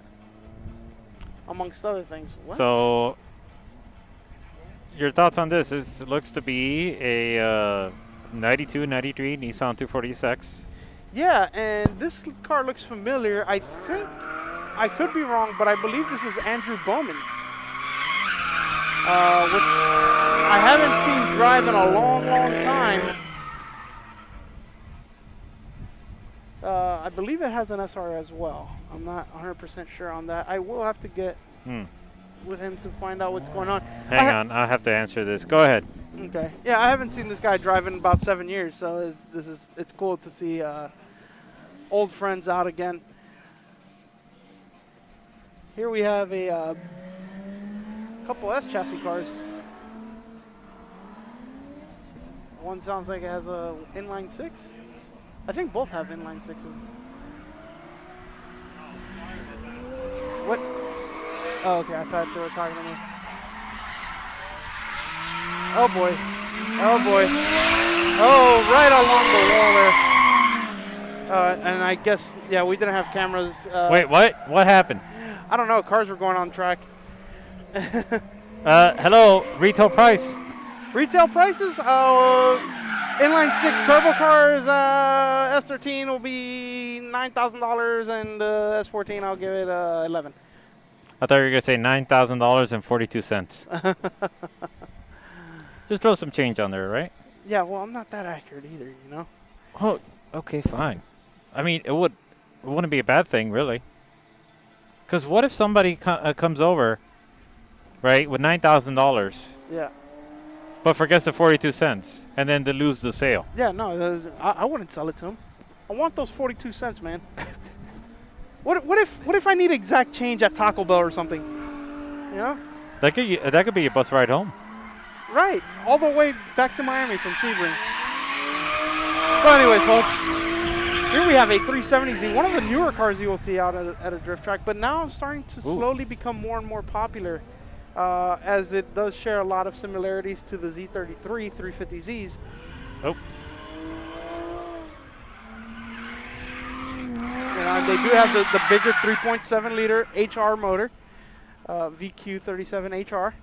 So they do make good power, and with Ooh, what's this over there? several bolt-ons, they make some power. Oh, look at that Nissan Rogue go. Oh, no, sorry. There's a Corvette on the track. There we go. I was just about to ask you, how much is that Nissan Rogue worth? Nothing. They got to pay me to take that thing. Okay. I have a lot of problems with certain Nissans. And it's mostly the drivers, too. But yeah, as I've stated many times before in other episodes and whatnot, the Corvette is now becoming more and more popular. It's becoming a viable chassis for drifting.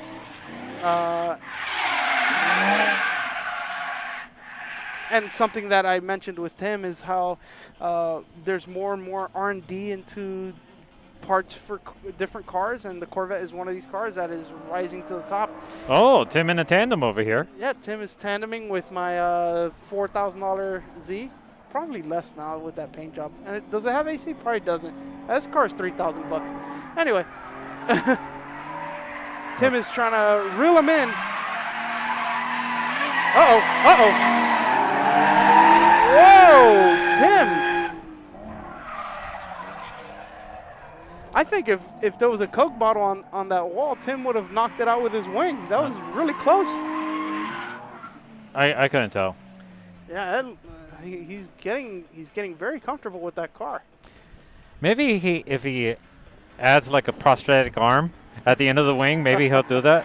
He'll be able to do that. Oh boy. Oh no! Wait a minute. What is going on over here? This is not safe whatsoever. Look, we have a Nissan and another Nissan and a rally car. Well, the Rally Miata spun out, but here we have Ryan Kaufman in the 350Z, and I believe that's Tim Mosseri. Really? Yeah, is that how you pronounce his name? Yeah. Yeah, Tim Mosseri. Oh boy. That was dangerous. There were cars going in opposite directions. They should add a road sign there. Yeah, like Like a yield sign. They should add a yield sign. put a stop sign. Yeah, yeah. No, a yield sign. A yield sign, so like if nobody's coming, you can still go. Exactly. Okay, all right. Yeah, we're gonna have to. Don't work backwards, man. Look at that. Don't ruin your momentum.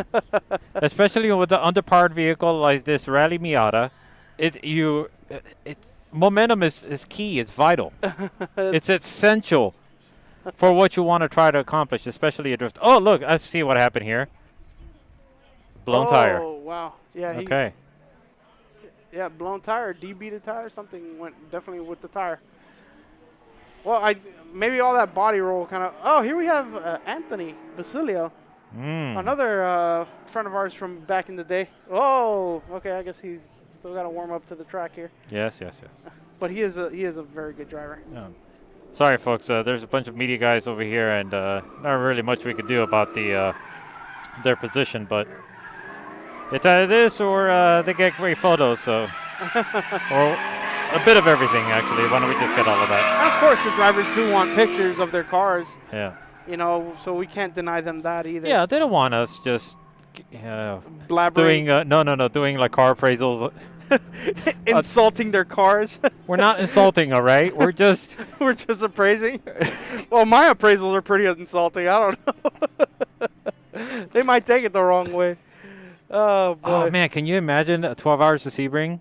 Like us doing car appraisals, like on actual like legitimate race cars, because these, I mean, look, yes, these are race cars, but I mean, come on, those cars are a whole nother level. Yeah, those cars have so much R&D into those things. I mean, the millions of dollars that they spend in a season, just developing and taking these cars around the country. Oh my goodness, I couldn't even imagine. The numbers have to be staggering. But I mean. Yeah, I'd probably be like, well, I mean, I'd buy it for $30,000 and the car's worth like $5 million. That'll be insane. Yeah. I mean, and especially when like, what's going on over here? Oh, this is a reverse entry. I like what's going on by here. Chris Jackson. Yes. Oh, he slowed down to a stop. No, I have to give that a 0. Oh, and he's going back. Or maybe a J turn he was trying to go with. Yeah, but then he. Or maybe he got inspired by the that other Silverado that we saw on the track earlier. Oh yeah. Well, I mean, he maybe a J turn, but then he smartened up and he was like, maybe this is not a good idea. So. He smartened up. He smartened up. I kind of wish he didn't smarten up because that would have been fun to watch. Yes, I agree. Oh, Gabby J. Out on the track. Gabby J. Getting boosting up his confidence level, going into a tandem, but it needs to really close that gap to be able to be considered a tandem.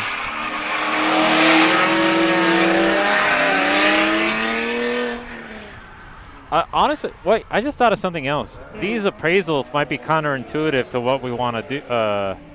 What we're trying to accomplish over here. Yeah, you know what? Because I do want to buy a drift car, so like all these cars are worth, like $5. No, not that. I'm just trying to say, like, if they get to hear, like, how much we're appraising their vehicles, then they may not want to just drive their cars hard, to the limit, just so that way they can maintain their value.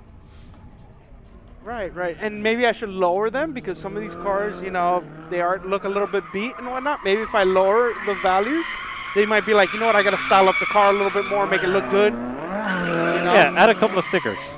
Add a couple of stickers? I don't think stickers do the trick. They used to. They used to add horsepower, but, I think we got a little smarter than that. Now I think it's all about keywords. Keywords? Yes. Like fast. Drift ready.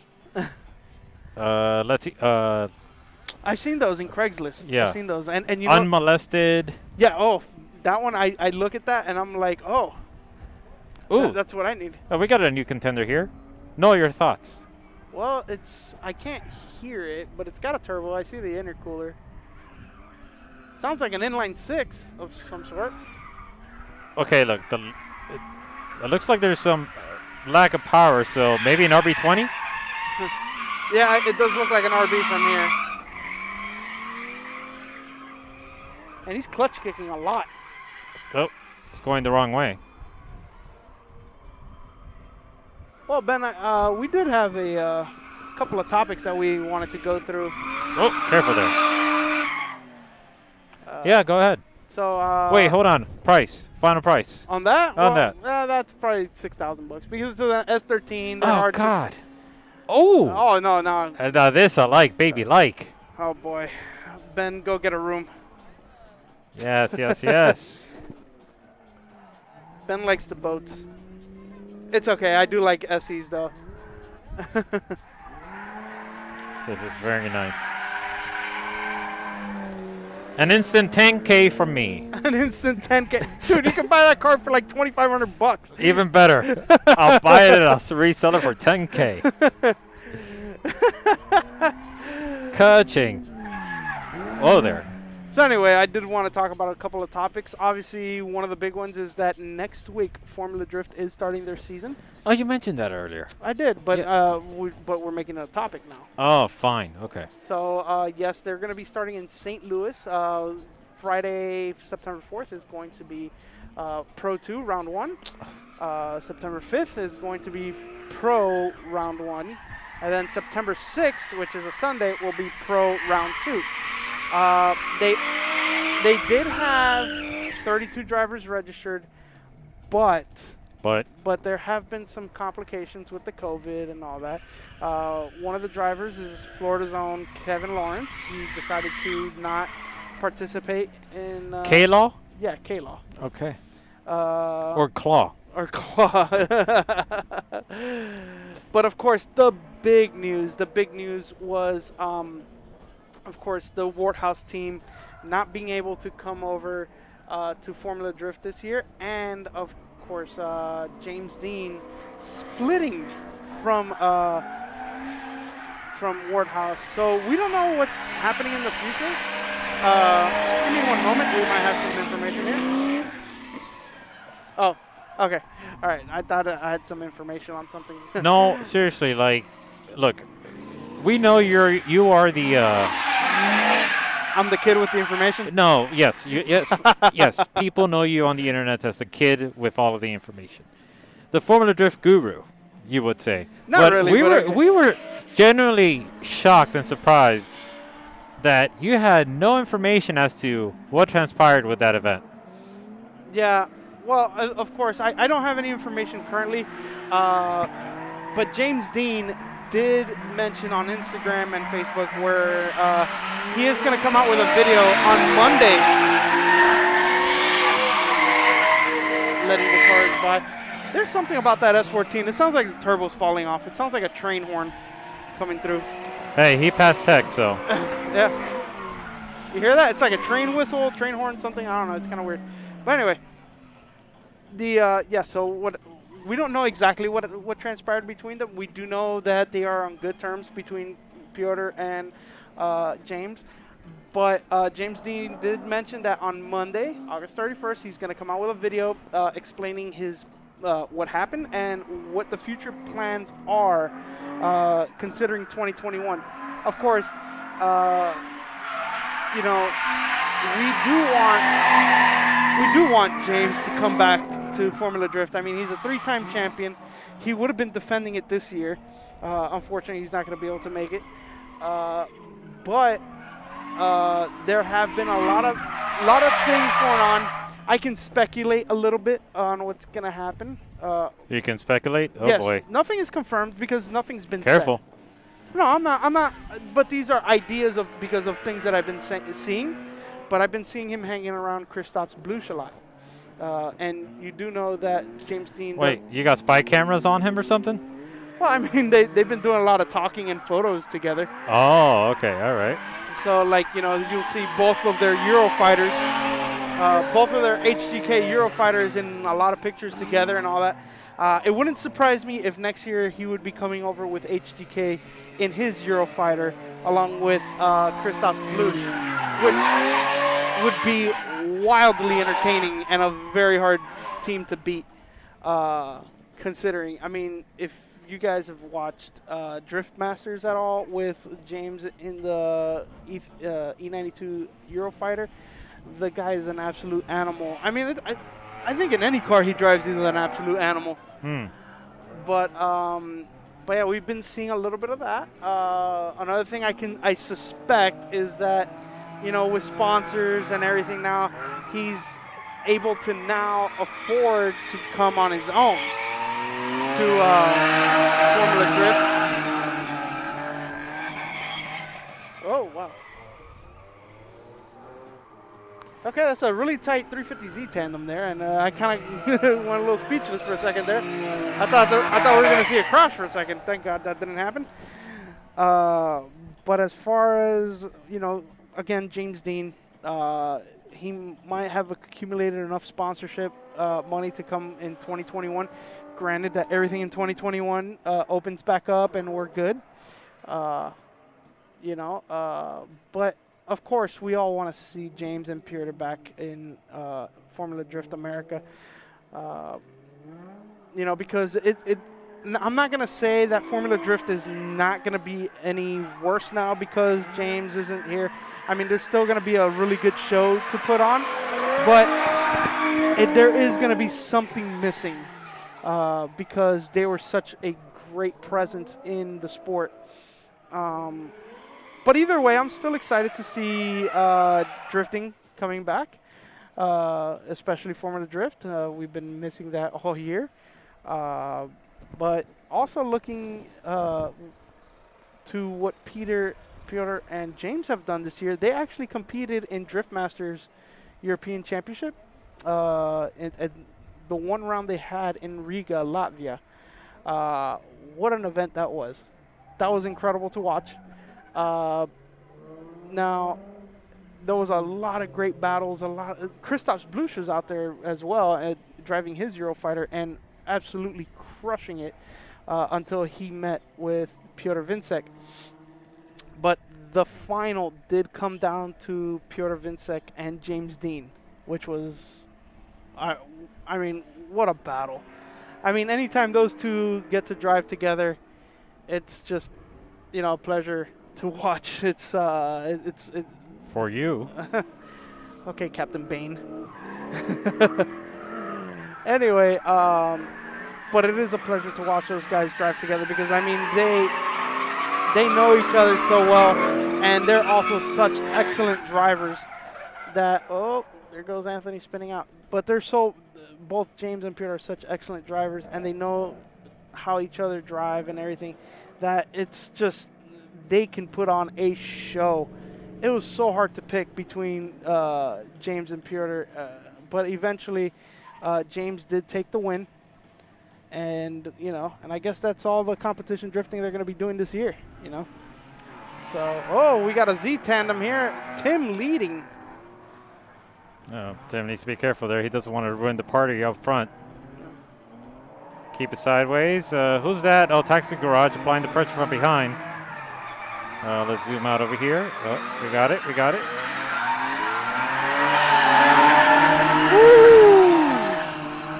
Woo! Looking good so far. Yeah. Wow. Tim not phased by the pressure, going wide. Where he needs to, so that way he could give. I don't know if it's. Who is that in the middle car? I don't know. Is that Nick Ward, maybe? I don't know. I couldn't tell. I didn't think about that. You're right. It could be, but I could be wrong. I don't know. I do know the silver grayish car is Ryan Kaufman. But now, I don't know if it's Tim's wing, but it makes it seem like he's closer to the wall than anybody else. But that could be because possible. Yeah, it could be a visual, perspective. Yeah. Yeah. So while you're rambling on about your affection for those European guys, I was just thinking about something crazy. Could you imagine if there was like some sort of like virus in the air that was like specifically attacked the engines on the vehicles? Yeah. Go on. I want to hear more. Yeah, think about it like this. Like, there's something in the air that if the vehicle just like scoops it up, it automatically causes like an engine failure. And then it prompts the vehicles to wear some sort of a face mask in order to sort of prevent the spread of this thing that's in the air that could potentially get sucked up by the vehicle. Why did you think? How did? Well, because of all this COVID madness No, shenanigans. I get just, that, but it's like, how did you apply this to cars? I was just looking at them and I was just thinking like how some of them have bumpers and some others don't. Okay. So I'm just thinking like the bumper as a face mask. Or they could use the bra. Remember the bra? Oh, Yeah. I remember the bra. Yeah. Yeah, they could do that. This is ridiculous. What are you talking about? It's possible. Somebody could just take this and make it into a one of those like B horror flicks. So if there's any movie directors out there or producers, please take this idea Just and like- run with it. Just like that movie Monster Truck. Or the movie Rubber. What? Rubber? Yeah, it was a tire that would go around killing people. I didn't know that. I never that saw sounds it. like a great movie. I never saw it. I just saw it on Netflix and I read the description. I was like, this is so ridiculous. That sounds like a good chick flick. Oh, man. A good movie to watch with your spouse on date night. Oh, man. The problem is, what would you title this? I don't know what to title it. No, but we'll come up with an idea. If there's if you guys are listening out there and you have a good title for this movie that Ben just thought of off the top of his head, please give us your feedback on it. I mean, we would like to, give us some ideas. We'd like to know what you guys are thinking about this and what would be a good movie title. What you think would be a good movie title.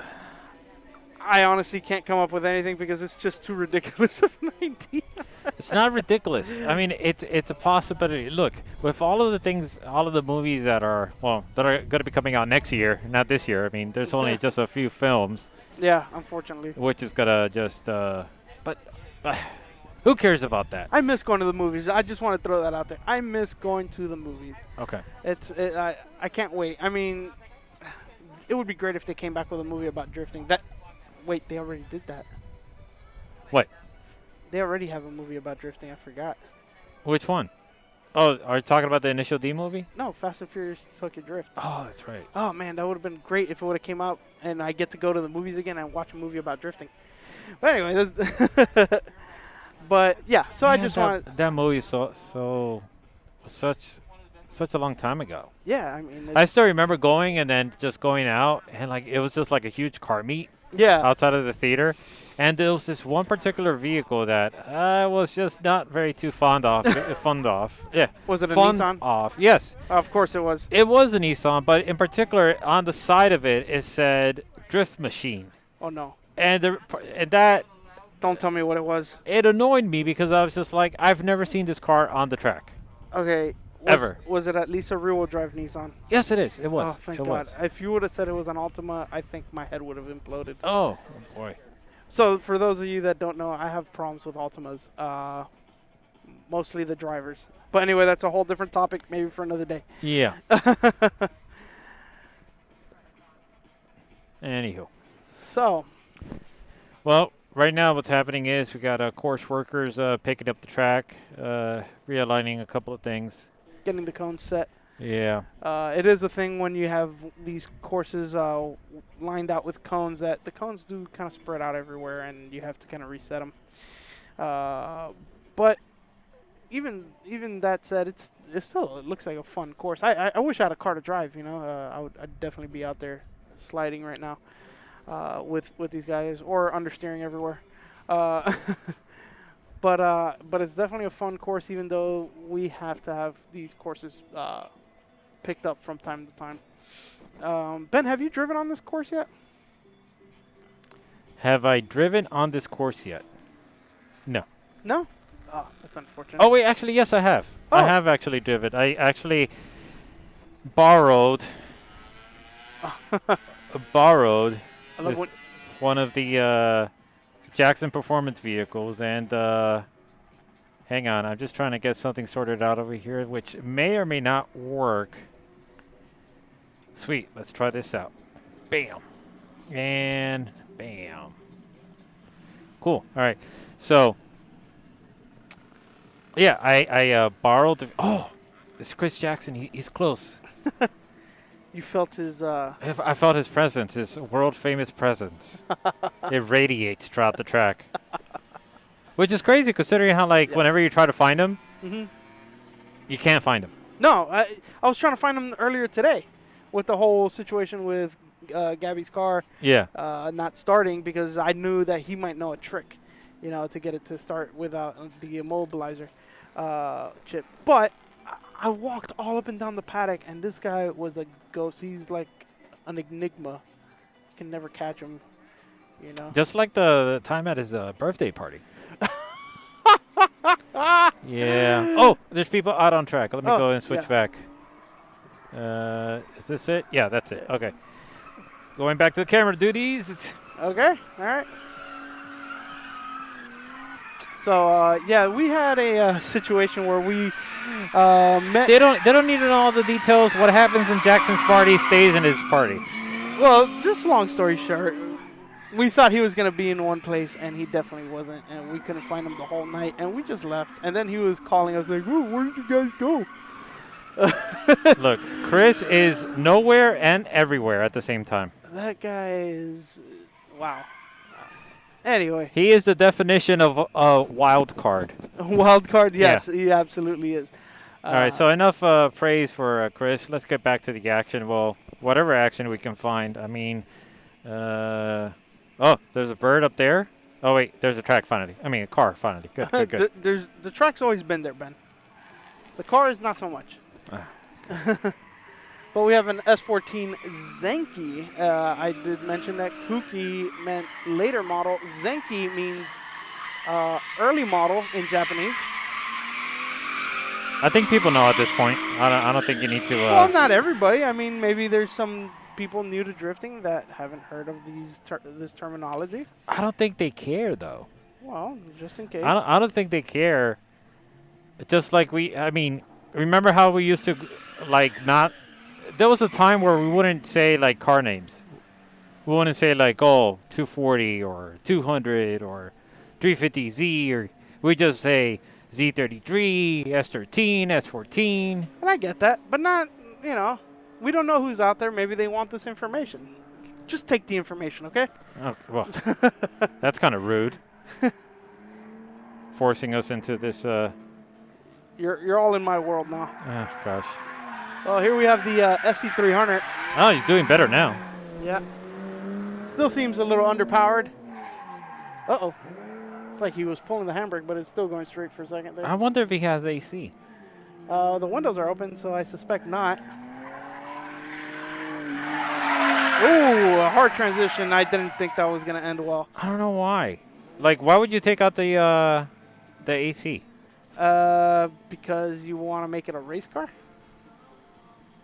Yeah, but nowadays, have a little luxury in your race car. Oh, yeah, well, I agree with you. Ever since I turned 30 years old, I was like, you know what? Every race car should have AC. When I was 25 or whatever, I was like, I could deal with this. This isn't that bad. Yeah, you suffered a little bit, but now I'm just like, I have a heart attack just sitting in a hot car, No, you mean a heat stroke. Yeah, heat stroke, so. Granted, maybe I'm not in the best condition of my life, but, You said it, not me. Hey, I think it happens regardless. You get old, you just don't want to be in it.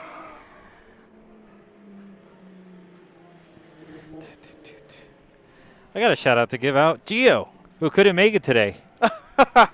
What a bummer. I took his place today in riding up with Gabby because I know that you were packed. Your car was packed with all the equipment, all the live stream equipment, which I thank you for bringing and setting up because you're a master at this. Thank you. But then I had to call Gabby. I was like, hey, man, I don't have a ride up there, and I could drive up here, but, I don't want to come up by myself. And I'm pretty sure you don't want to come up by yourself either. And he was like, yeah. And he was like, well, Gio might be coming with me. I'm like, go and find out. And then he told me Gio wasn't coming, so thank God I can be here. Sorry, Gio. But are there any other shout-outs? Oh, actually, I want to shout out to Cody Hughes, also known as Chody, also known as Dookie Dingo. Dookie Dingo. He The Dookie. the Dukester. The Dingster. There we go. Okay. Okay, yeah. Yeah, don't get carried away now. I usually do. I'd like to give a shout out to somebody important in Noel's life. His brother Milton. Oh yeah. Well, Milton, if you're watching this, hello. Stay out of my room, and and grow up, man. Jeez. Anyway, now he's only 16, and Wait, he's where'd the car go? Oh, it's back there. Sebring International Raceway. Just a reminder, Oh. Sebring International Raceway has a strict facial covering policy. Due to COVID-19, we need to ensure the safety of all of our guests, spectators, and competitors. So please take this opportunity to ensure that you have a facial covering on. If not, go back to your trailer, car, transporter, and put your facial covering on. So- This ensures us to continue to allow Okay, well, race they're still cars talking. on the racetrack. Okay, so we just had an announcement from the safety director of the track talking about, reminding everybody that they have to be wearing their facial coverings. And we didn't want to interrupt that. Oh, okay. Yeah, 350Z, that spun out there. But anyway, yeah, so, of course, once again, we're trying to obey these guidelines. Oh, gosh. And make Sebring a safer venue for us to come back and drift at. But another shout out that I want to give out Okay. is to Mr. Paul Murphy. Oh, Paul. Yeah, Paulie. Yeah, usually Paul would be here with us, sitting with us, kind of angry that he's not driving, but but he's got other duties at home, and we understand. But yeah, we just wanted to say, what's up, Paul? Wish you could be here. This is a good tandem. Yeah. Oh, these guys, the barn built drift guys. Oh man, these boys can drive. Where are they? You can barely see them in the smoke screen.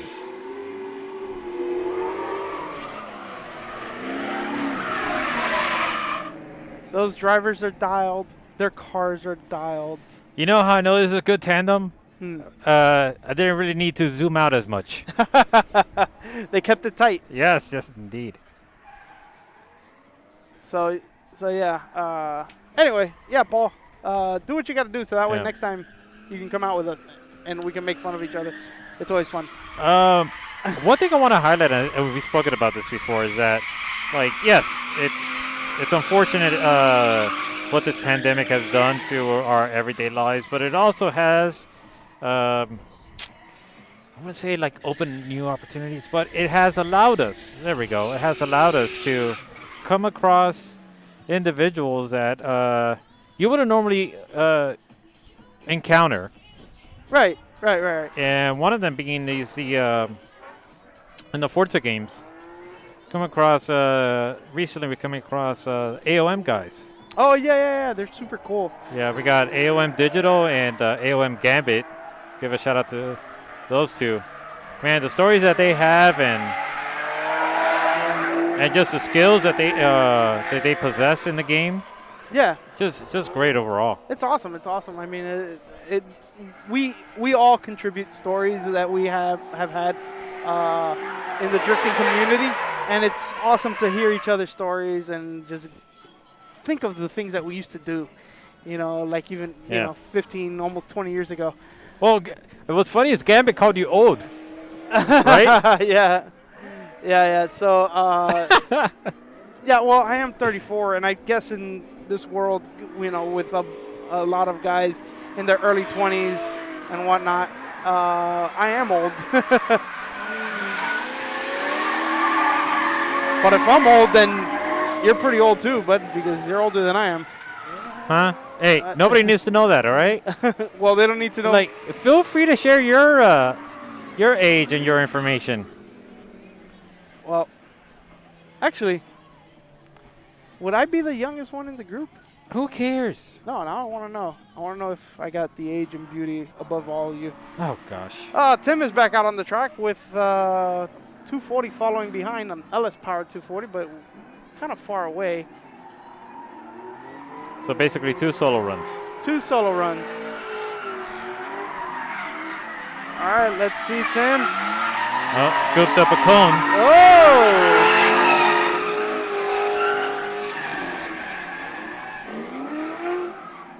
So earlier I was kind of like saying how some of those cones before the final transition should be moved a little bit more to the left, and Tim is proving me wrong.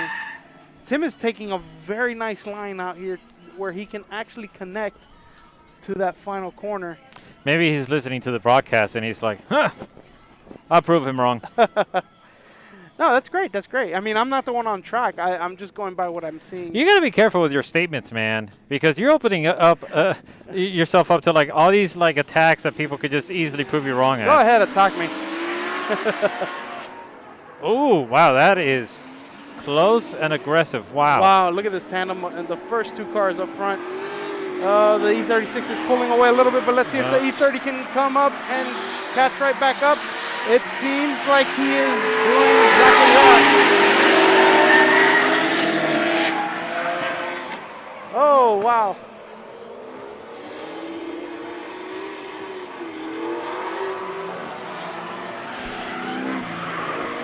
Yeah, it seemed like the E30 lost him through the first corner, but then throughout the rest of the track was catching up little by little until he got onto his door. That was a great run, So yeah, it was a great run by Gavin, too. Yeah. Who just ran by. Oh, he's getting on the track. Oh. I wonder what's happened here. Either A, they're going to try to fix some of the cones, or B, got to remind some of the media personnel what they shouldn't be doing. Yeah. I'm erring on the side of the cones. Let's see here. Oh, somebody else I'm going to shout out is actually you, Ben, What? for bringing this tent. Thank you very much. Oh, God. You really? know- You know how much I sweat profusely. Again, stop with Run out- all the information. Nobody Running out needs of to know. breath all the time. Oh, God, nobody cares. Oh, and yeah, I do have a shoulder issue that stems from Yeah, that. allegedly. But whatever, the tent, Ben, is the savior of the day. Thank you very much. Yeah, I just didn't want to hear you whining and crying. I'm like, oh, my God, it's so hot. Well, it I'm is. passing out. I'm going to have another heat stroke. I shouldn't be playing with the whole heat stroke stuff because that was pretty That was pretty. legitimate and serious. Yeah, how yeah. I just couldn't do it anymore. Anyway, that was a whole nother story. We don't need to get into it was a good story. You were helping Gabby J load his car onto the trailer, and it just so happens you weren't paying attention, and the car, the ramps on one side fell out, Yeah. and he needed to adjust it, so there was no way for him to actually get on the car on the ramp. Yeah. Oh, we got some action back here. Hang on. Let's see what's going to happen. All 3 drivers looking pretty good. We got Gavin in the mix. Hey, Gavin. He's there surveying the information. He got out of the way. That's fine. It's good for Gavin to get some screen time. Ooh.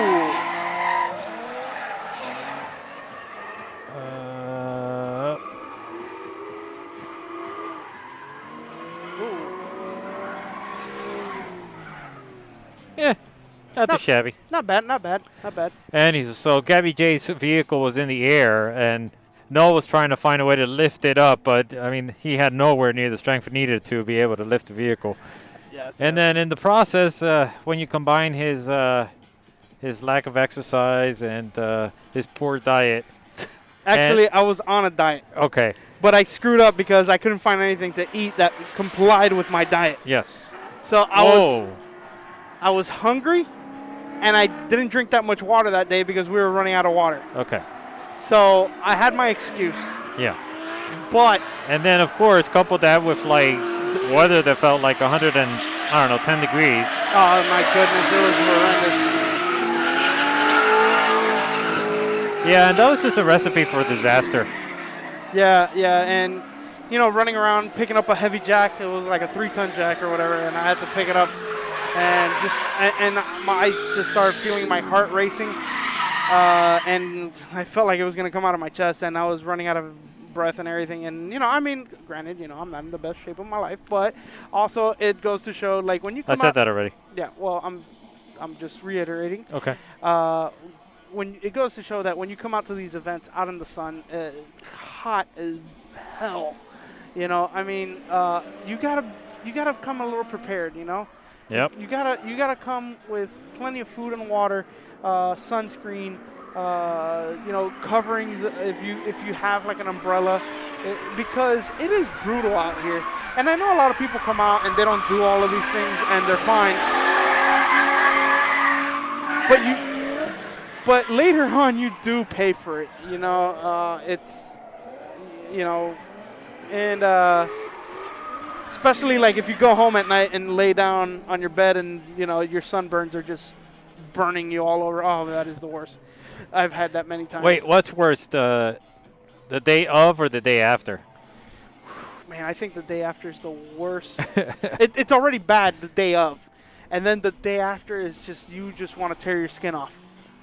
So. Well, your skin is already doing, your body's already doing that for you. Yeah, it does. But I mean, you just, oh man. I You don't want know. to speed up the process? Yeah, my goodness. You just want to claw it off. Yeah, you're like, just get it over with already. Yeah. And then you get the fresh skin under, which is even worse. Ah. Oh, no. But anyway, of course, that's, you know. It's like a domino effect. Yeah, so if you come out to these events, I mean, I'm pretty sure people know how to prepare for the outdoors. But I just, you know, I kind of looked over it like, whatever, it's not a big deal. And I could have gone to the hospital. I figured you wouldn't be someone that I would find at a campsite. I've gone camping. You've gone camping, I've really? gone camping, but I would go in the fall or spring. Yeah. Yeah, I wouldn't go in the summer. I can't stand it. I like to sleep cold, man. I got 2 fans and the AC in my house. So we got a little tandem battle here with an S14 and a 370Z. This isn't a battle, man. This is just a tandem exhibition. Yes, they're having fun, but it's more exciting to call it a battle.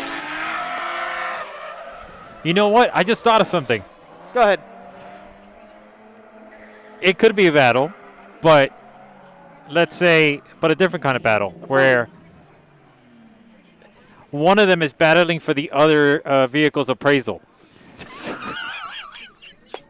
So, if the car in front, in the lead, has the high price, then the chase position, the chase driver, is battling to acquire his appraisal price.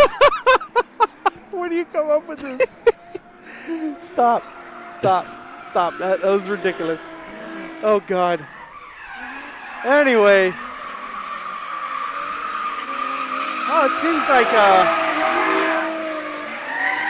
man, all the drivers are now just getting close to that wall. I mean, they got the line figured out for this track. They're pushing it. Yeah. Which is awesome. Oh, yeah, they're pumped. He's asking for the train horn. Oh, the train horn? Yeah, that's what he's asking for. Isn't that the international sign for the train horn? Or bullhorn or the semi. Yeah, the train horn. Why not? Is this Leo? Yeah, that's Leo in the convertible C5 Corvette. Why doesn't he have the top down? It makes no sense. Why have a convertible if you're not going to use it properly? Couldn't tell you, man.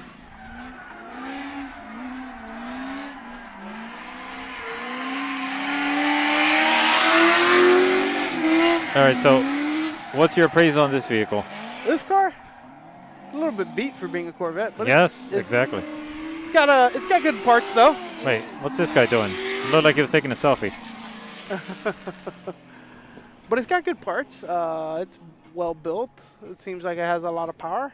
You know, why not? I'd give him a good 15K. 15? Yeah, Corvettes usually go with for no that. bumper like that?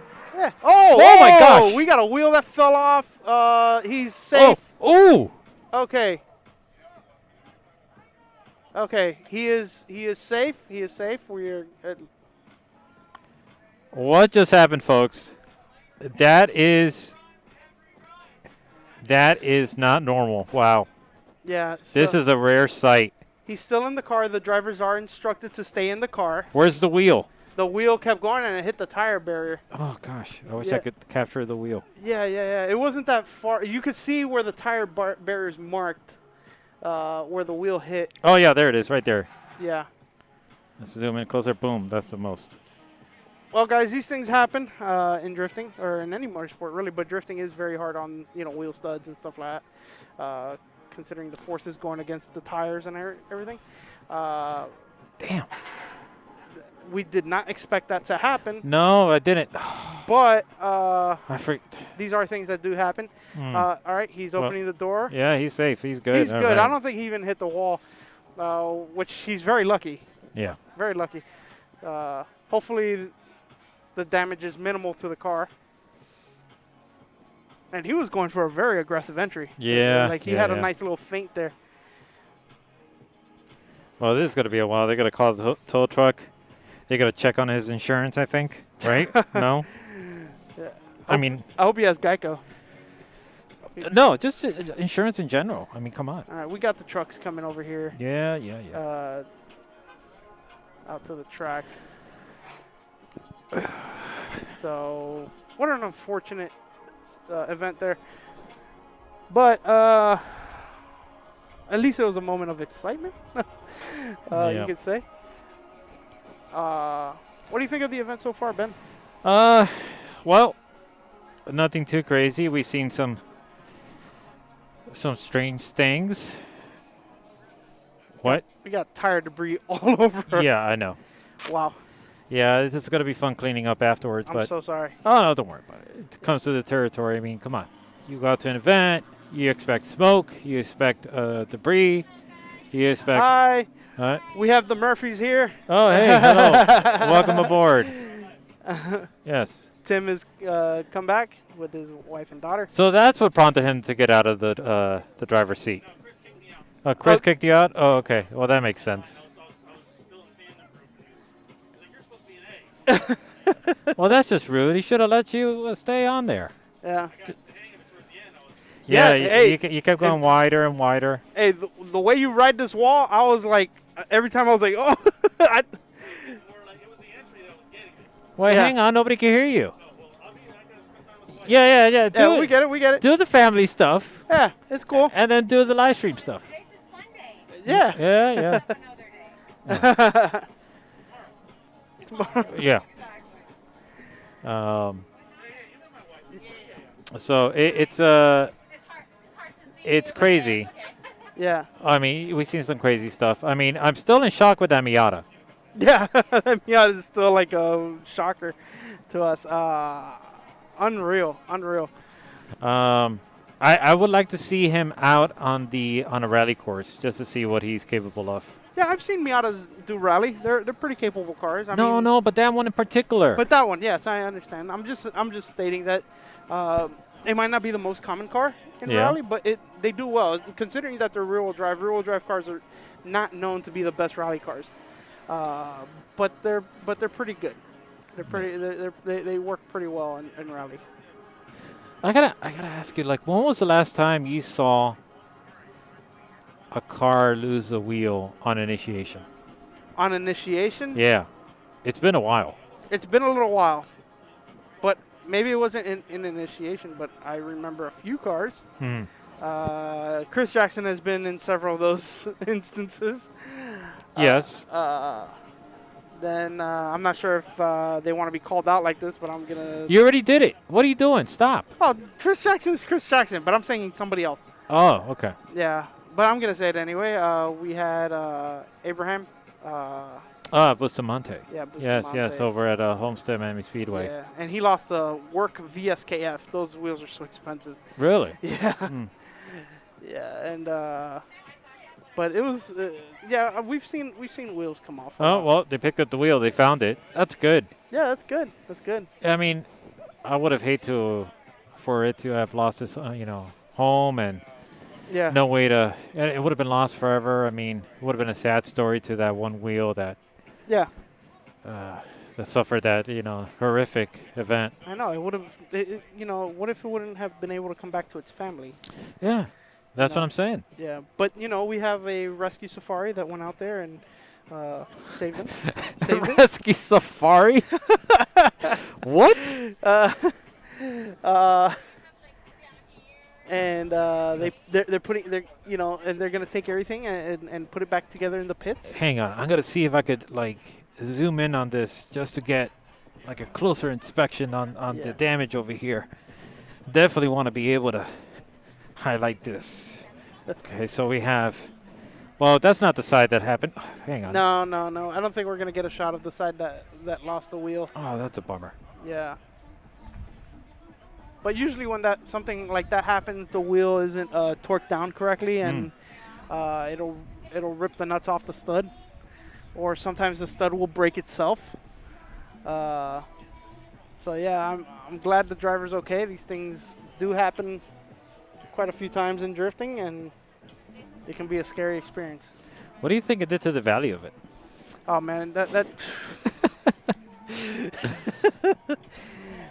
I mean, it's got 3 wheels now, so what was my appraisal? It's a 370Z. Usually 370Zs go anywhere between, 9. Well, they got a wide because there's still a lot of new ones out there.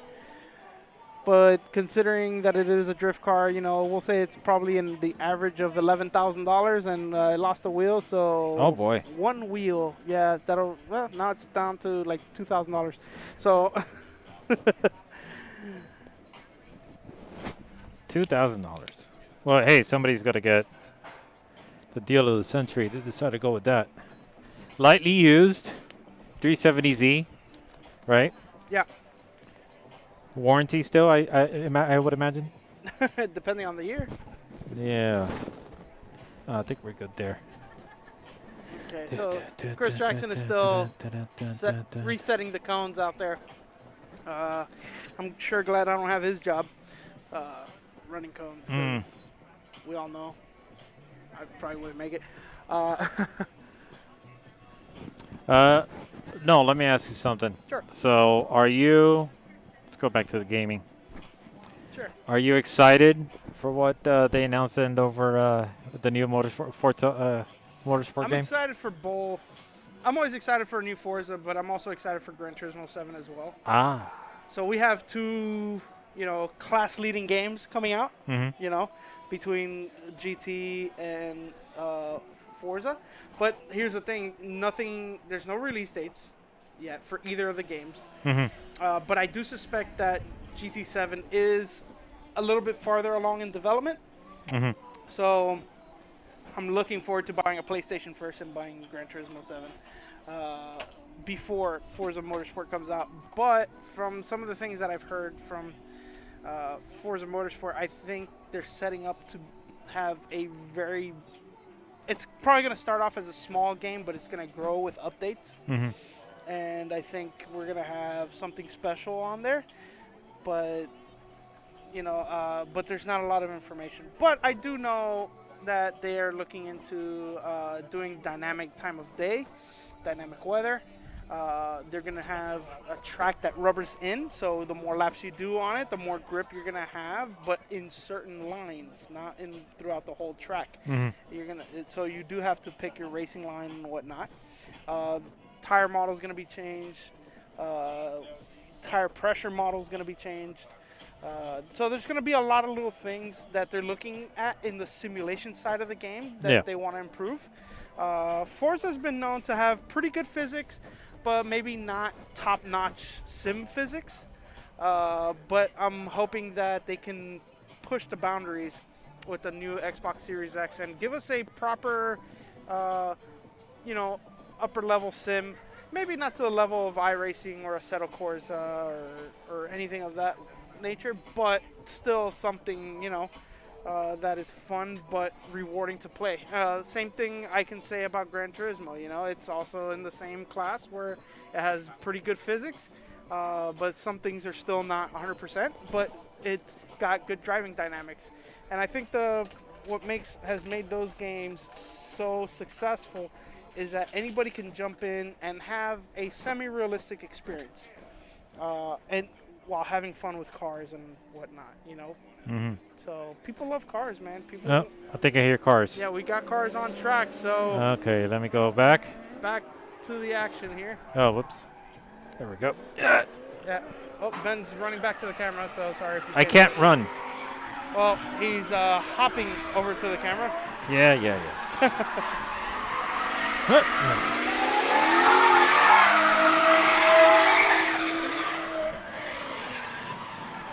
Well, just imagine 2 cars out on the track and they're trying to just see whose car is faster. Yep. So anyway, as far as video games and what's coming in the future, I'm pretty excited. I did buy Project Cars 3 that just came out yesterday. Oh, really? How is it? How do I say this? What's Noel's take on Project Cars 3? Is it worth the purchase price? Is it a buy or rental? I wouldn't buy it for the full price. Ooh, all right. Thumbs down from Noel. Hang on. I never said it's a bad game. Now, here's the thing. I have to compare it to the previous game, Project Cars 2. Because Project Cars 2 is looked upon as a sim, like a more hardcore sim, although I think the physics are still not 100% compared to some other games. But I do see how hardcore it is. It was very difficult to play on a controller. Oh, what is this? Hang on. I almost dropped a monitor here. We got Joao Barrion, Formula Drift Pro. Can't really see it over here. Oh, darn that wall. Yeah, but well, we'll see it eventually. Yeah, we're gonna be able to see Joao Barrion test his car the week before Formula Drift. So that's exciting. I've heard that this car is making well over 1,000 horsepower to the wheels. That's what I've heard. Golly, that's insane. Yeah, so this is gonna. Now this car that he drove last year, this is the same car he drove last year, obviously, but tuned up because last year he was practically stock. A stock LT4, which is supercharged, but with a 100 shot of nitrous. But now this car is like a totally different animal. So I'm excited to see how he does with this because he's definitely gonna put on a show. I think. Hopefully nothing happens with the car or anything. But so yeah, that's gonna be fun. I do know that we are gonna have some other drivers coming in throughout the day. So. A lot to be excited about there. Hey, I just thought of something. Mm-hmm. You know how like they have like those things at work in some workplaces, like X amount of days before since the last accident. Yeah. We should have one like X amount of days since the last car lost a wheel. Oh man, that's a lot of counting. I mean, it'd be an interesting stat to keep track of. Right. Well, before I lose my train of thought about the Project Cars 3. Oh, yeah, sorry about that. I feel like they dumbed it down so that way it's good on a controller. Because the previous ones were not very good on the controller, but they were very hardcore sim, while this one seems like it's dumbed down so that way it could be good on a controller. Physics feel a little bit different, maybe closer to Forza in that sense, but it's not bad. I expected a little more. So, in summary, like I mentioned before, not worth. But not worth the $60. But okay. Once it gets down to about $30, I'd go ahead and buy it. Okay. It's still a good game, just not to that level. I still think Forza and Gran Turismo are the ones to buy at that price range. Oh, here we go. We got Leo Alvarado out there with. Oh, hang on. Who's he with? I think that's Brendan. Is that his name? Brendan St. Germain? I think so. Yeah. I know that his name on the side of the car. Let me see if I can get it. Yeah. I can't see it. Nope, still can't see it.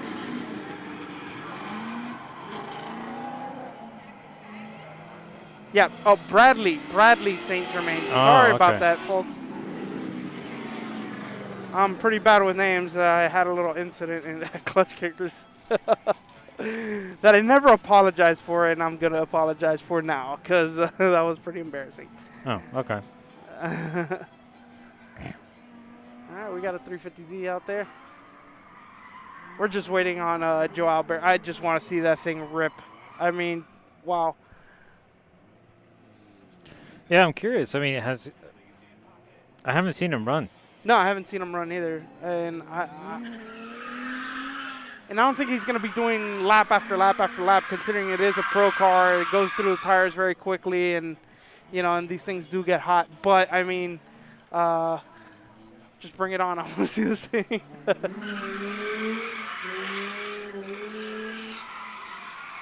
So, are there any video games that you're excited about or anything like that, Ben?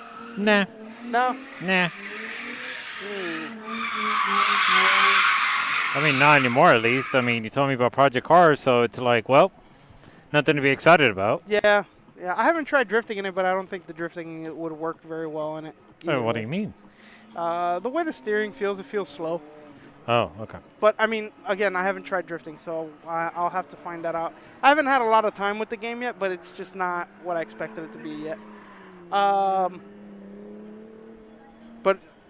I mean, I would suspect that you're excited, or I would have suspected that you're excited about Gran Turismo 7 Well, when it releases.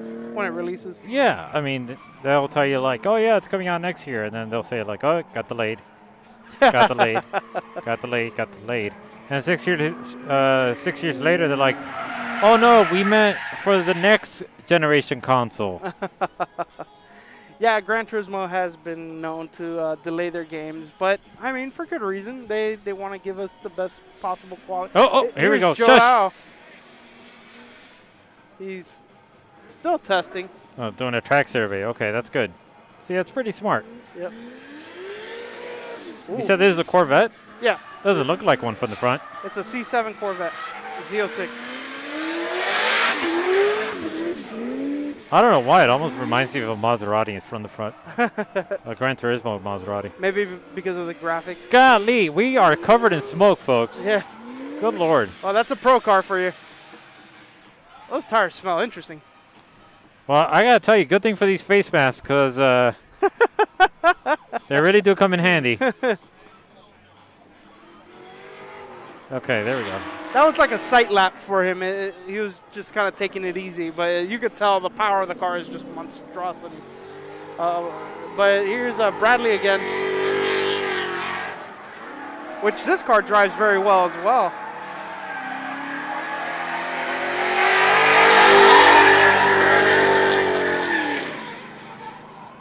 Oh.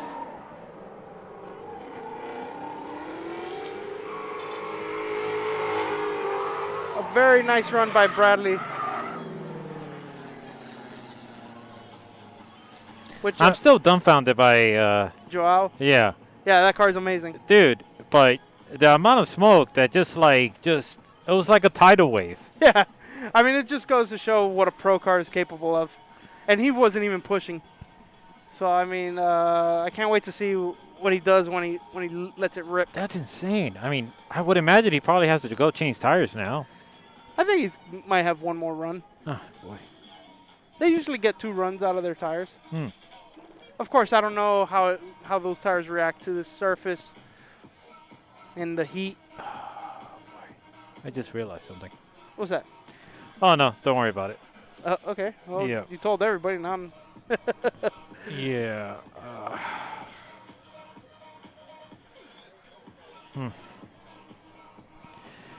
Well, this idea that I had isn't going to... Oh, Oh, he's what? gonna He's getting off. No way. Dude. probably changing tire or something in the setup. Remember, this is a test day for him. Oh, man. What a bummer. Yeah. But, well, at least that one run, he did put on some sort of show, you know. I wanted to see that car at 100%.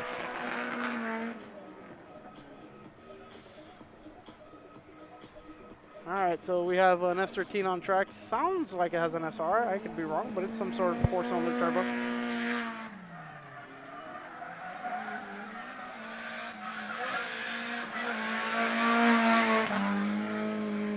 Putting up a little bit of smoke himself, but nowhere near what Joao is doing. Yeah. You think it's SR? Yeah, it sounds like an SR. I feel like a K would sound like lower pitched. Wait, what's Jackson doing there? Hey, Trying wrong to get way, it, buddy. Trying to get in on the tandem. Ha. Can't imagine him trying to tandem with this. Oh, Joao's coming back out. Oh, there's almost a wreck there because Joao was coming through. But all right, there we go. Oh, okay. Yeah. Let's see. Oh, sorry. It's a car on the track. We got to focus on the cars here. Well, I'll tell you one thing that I've come to realization. I appreciate the variety of vehicles that I've seen today. Yeah. I really do, because it does get a bit mundane to seeing the same type of vehicle over and over and over again. Right.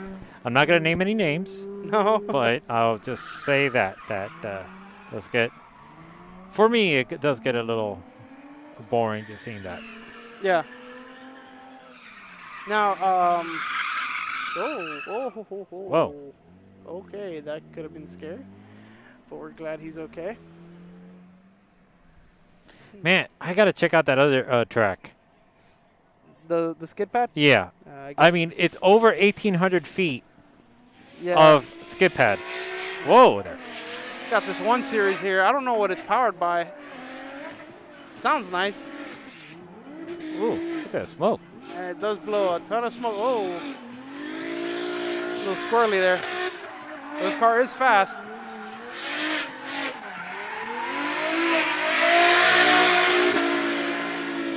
And it's built like a competition car, rear mount radiator and everything.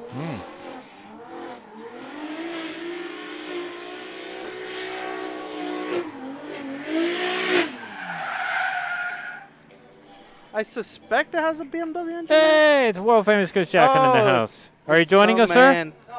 Oh, you're not. Did the truck come and give you the thing? The 3? What? You gave it 3? Yeah, yeah. Oh, yeah, yeah. He came. We interviewed him. It was a good interview. Oh, here he goes. Here we go. He's coming a little faster this time. Coming through. Now he's gonna get on the power.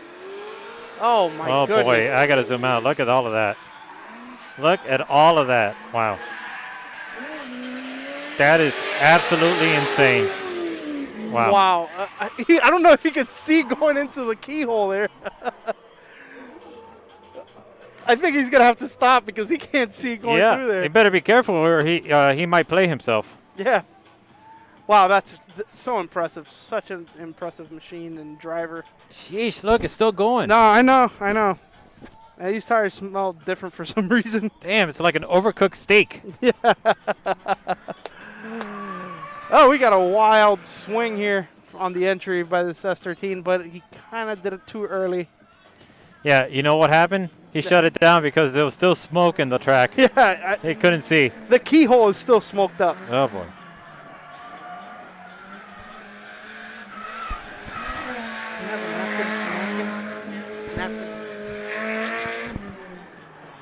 Can't imagine the amount of money that was put into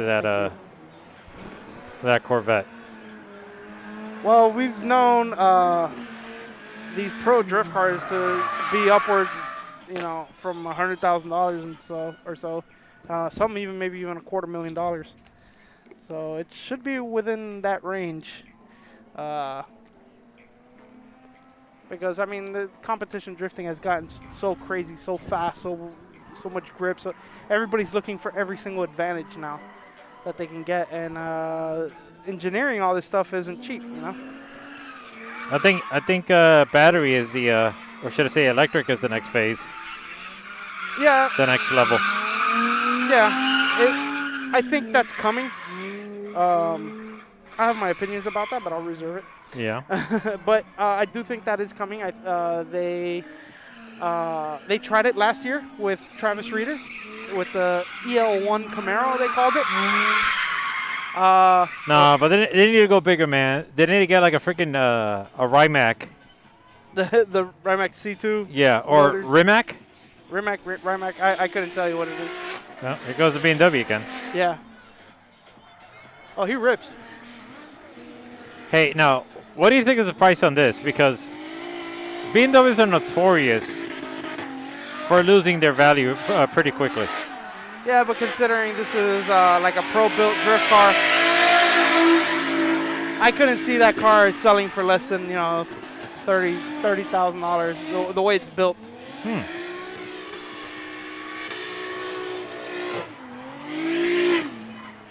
So what you're saying is for a regular BMW to gain value, it needs to be a race car. Yeah, but here's the problem with that: you got to spend so much more than $30,000 for it to be $30,000. Huh. Because that car definitely has, a lot of money.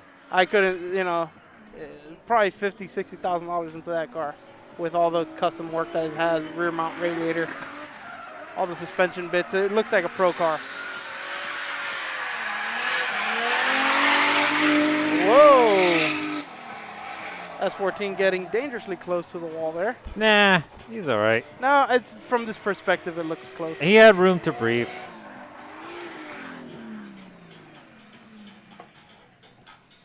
All right. Yeah, that was a Spark Speed Shop. Remember cheapdriftcars.com, Yeah. where you could have had your next drift car, but unfortunately, you didn't have the funds at the time. No. Well, hopefully soon. So, no, what is the what kind of vehicle are you looking for? I mean, it's a never-ending saga for you. Let's be frank about it. I mean, you're always looking at vehicles. You're always changing your mind on what is the ideal starter drift car, and everybody's wondering, what are you looking into now, if you have the means? Okay, everybody, since you're wondering. No, not everybody, just me. Well, you said everybody's wondering, so Oh, so I'm just going by what you say. oh, darn it.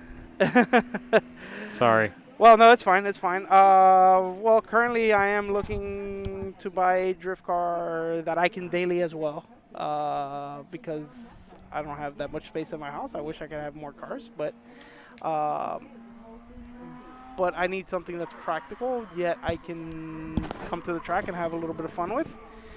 Several cars come to mind. I mean, if I want to get something a little older, a little cheaper, 350Z it doesn't seem bad, especially if I get an HR car. But I'm looking more towards the 370Z. I think that car is, it's new-ish, reliable enough, has plenty of aftermarket. People are still developing a lot of good parts for these cars. I mean, it's so easy to make power. They already make a decent amount of power, but you can make a little bit more with some bolt-ons. Whoa. Whoa! Oh, he got it stopped too. Thank Look God. at that. Whoa.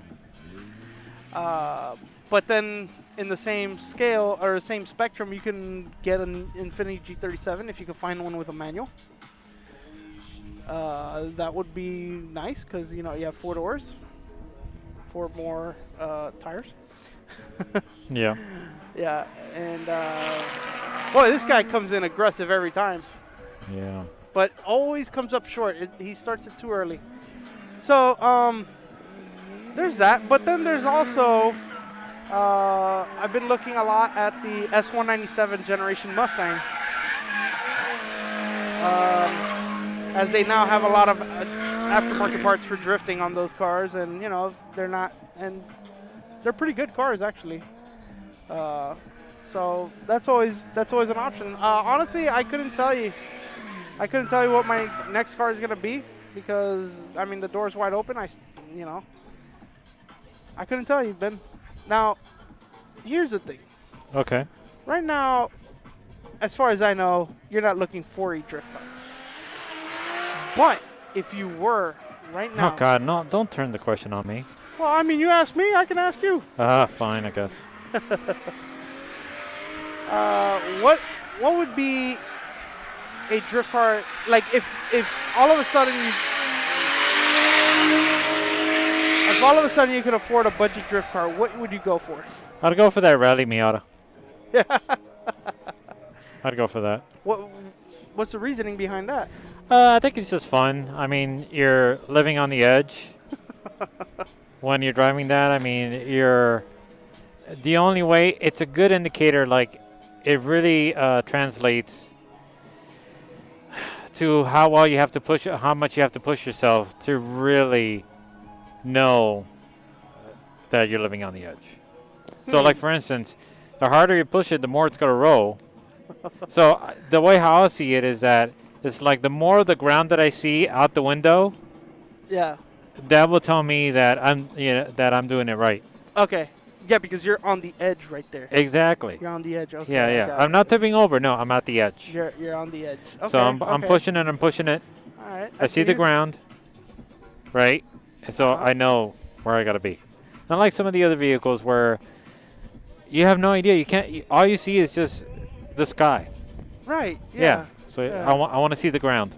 Yeah. I mean, if I want to see the sky so much, I'll just buy a plane, right? Yes. You're right. Yeah. Yeah, but who wants to get into all of that? Yeah. You know, you got to worry about FAA. You got to worry about where you're going to land. Falling where, out of the sky. Oh, I mean, you know, where you're going to fuel. The possibilities are endless. Yeah, and then starting it up. I mean, so. Here we go. All right. So what do we got here? It's a E36 sedan on track. Dun, dun, dun, dun, dun.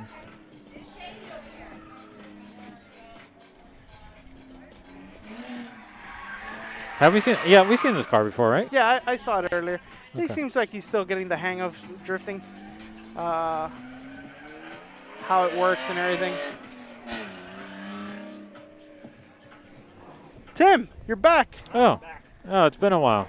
We lost you there, buddy. We were just talking all Hang kinds on. of dumb stuff. Hang on. Let me cue you up. You should be good now. All right, yeah, I can hear myself. Good. Yeah, that's Awesome, good. awesome. Sorry, guys, I was doing some driving and some family time. Yeah. How was it out on track? So, never driving it, the initiation was, an initiation is always the hardest thing for me to find. And then when I talked to Jackson, Jackson's like, go as fast as you can. And I think the first 3 or 4 times I was going too fast because I would stall. Yeah. I think that's how I felt. I know when I was doing better, I was letting off a little bit at the end. Yeah. Or just not trying to get down the track as fast. I love that E30. Yeah. These guys are amazing to watch. Yeah. They're Yeah.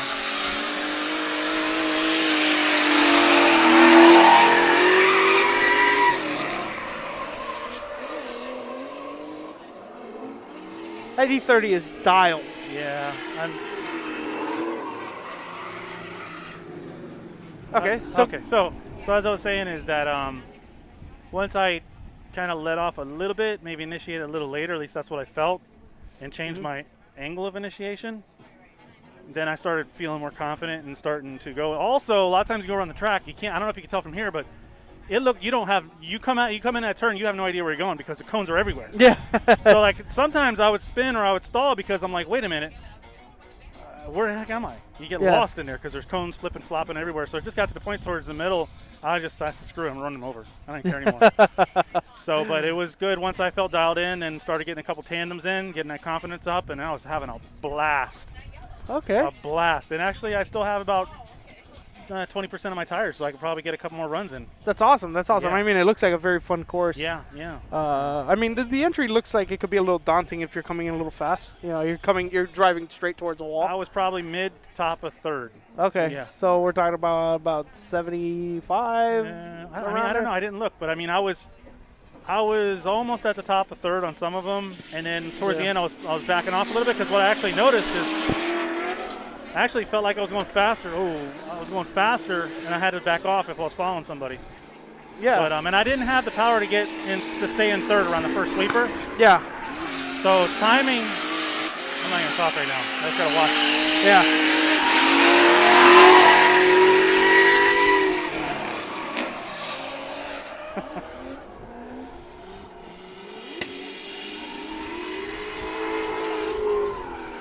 So really, for what it was towards the end, it was finding the timing of when to downshift in the second. Yeah. So I found a couple times when my first tandem when I was leading with Taxi Garage, Yeah. I came in, and then like I left it in third too long, so I almost stalled it on the entry, and get in the second. So I need to get in the second earlier.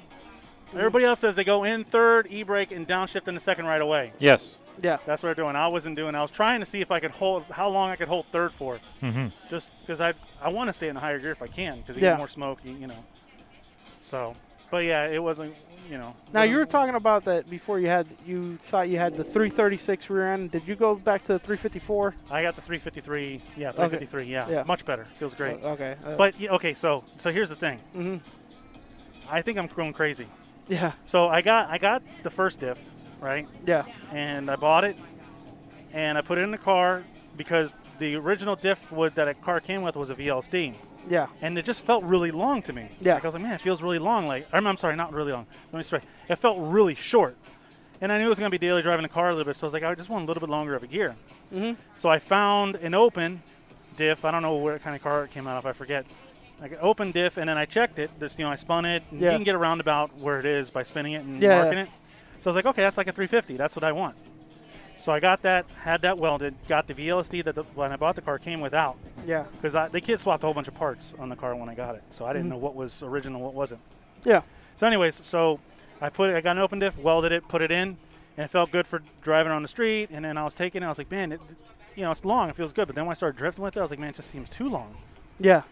So then I was like, all right, you know what? I'm going to get the VLSD that I know is shorter, have Chris welded, put it in. I did that. When I pulled them both out of the car and I spun them, checking them the way I think is the right way, they both showed 353. Oh. So I'm like, that can't be. Because the other one felt so much shorter, and then the new one, I think I'm just going crazy. So I put that up for sale. So it's on my Facebook page. I'm trying to sell it.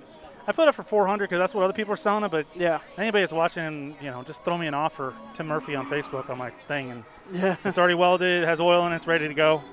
The bushings are already out, so you don't have to worry about trying to cut them out or anything. So Awesome. anyways, it felt great today. I'm just gonna leave it the way it is. Yeah. And the car has enough power. Like I didn't find anybody pulling away from me unless I let off. Yeah, of course.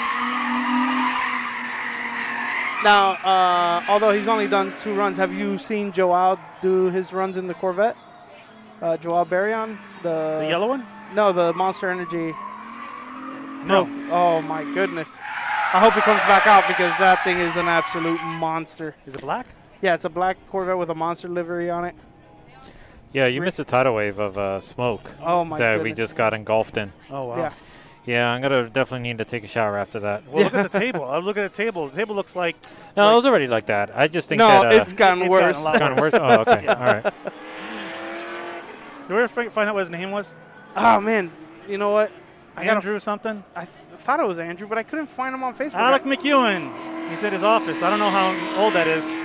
That's pretty old. Oh, never mind. Yeah. Take it back. Well, I mean, we can still read it out. Why not? I just remembered. It's Alex. Alex Puig. Yeah, Puig. Alex that's Twig. Oh, I could have told you guys that. Oh, thank you. Thanks, dude. I didn't know that you were trying to figure out his name. Yeah, look, there we go. There he is. Alex, if you're watching this later, we're so sorry. There's so many names to Oh, remember. so sorry. There's so many names to remember, and Yeah, and we're old. So, we're getting up there. oh no, but I had a blast. I had my favorite music on. You had the AC cranking. Had the AC cranking in between runs. Sweet. You know the biggest problem with having air conditioning in my car? What? Every time I turn the AC on, I have to remember to put it in recycle mode. Ah, what a pain. Oh, Oh no. What a struggle that was. first I world mean, it was blowing problems. out cold, but you know, Yeah. it wasn't as cold as it could be, and then I would forget, and here I am, almost sweating, and I got to switch it into recycle. It blows out much colder. I'm a jerk. I just don't enjoy the smells that come in.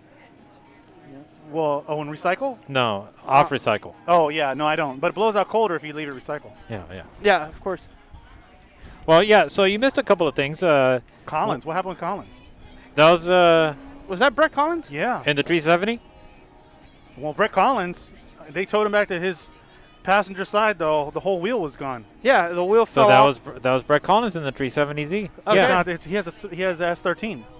No, we saw a 370Z that lost a wheel and spun out, and luckily didn't hit that tire barrier or any of the walls. No, but there was the white Collins adapter Yeah. car. That's Brett Collins' car, and he had a whole. No, he looked like he hit something though. Like the whole back control arm, all stuff was gone. Oh, it must have been on the other course because Yeah. we didn't see it here. Yeah. So anyway, so fill me in on what I missed. So yeah, this became an appraisal show. Really? Yeah. Yeah, So- I was giving values to the cars. I was giving a description of the car and the condition it was in and everything, and maybe it had certain parts or whatever, and then I would give it a value afterwards. Yeah. And Ben thought I was giving them ridiculous values, but he hasn't been in the car market lately and doesn't know how expensive things have gotten. Yes. Well, it Yes. depends. Yes. So what? Let me see. So give me a for instance. Okay, so that G35 sedan, you know, Well, let me guess. What year? that looks like an 0304. So it goes for like what, 7? No, those in that Five? condition, less than that, like probably about 4. Oh, really? Yeah, I mean, well, I'm saying if you can get the deal, you know what I mean? No, I'm talking about like an unmolested one. Oh, unmolested? No, then yeah, they go up. 7. Yeah, 7. they'll probably go about 6 or 7. I remember having all that angle. Yeah.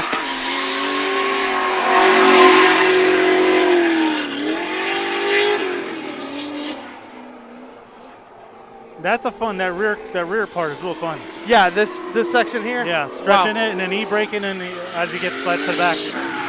Yeah, and you have to hit that line to be able to connect it over Right, there. you gotta get the momentum, and then you have to, as soon as you transition, get on that e-brake, Yeah, and then carry her through, and then you're fine. A little left foot brake maybe to slow down. yeah. Man, that was so much fun.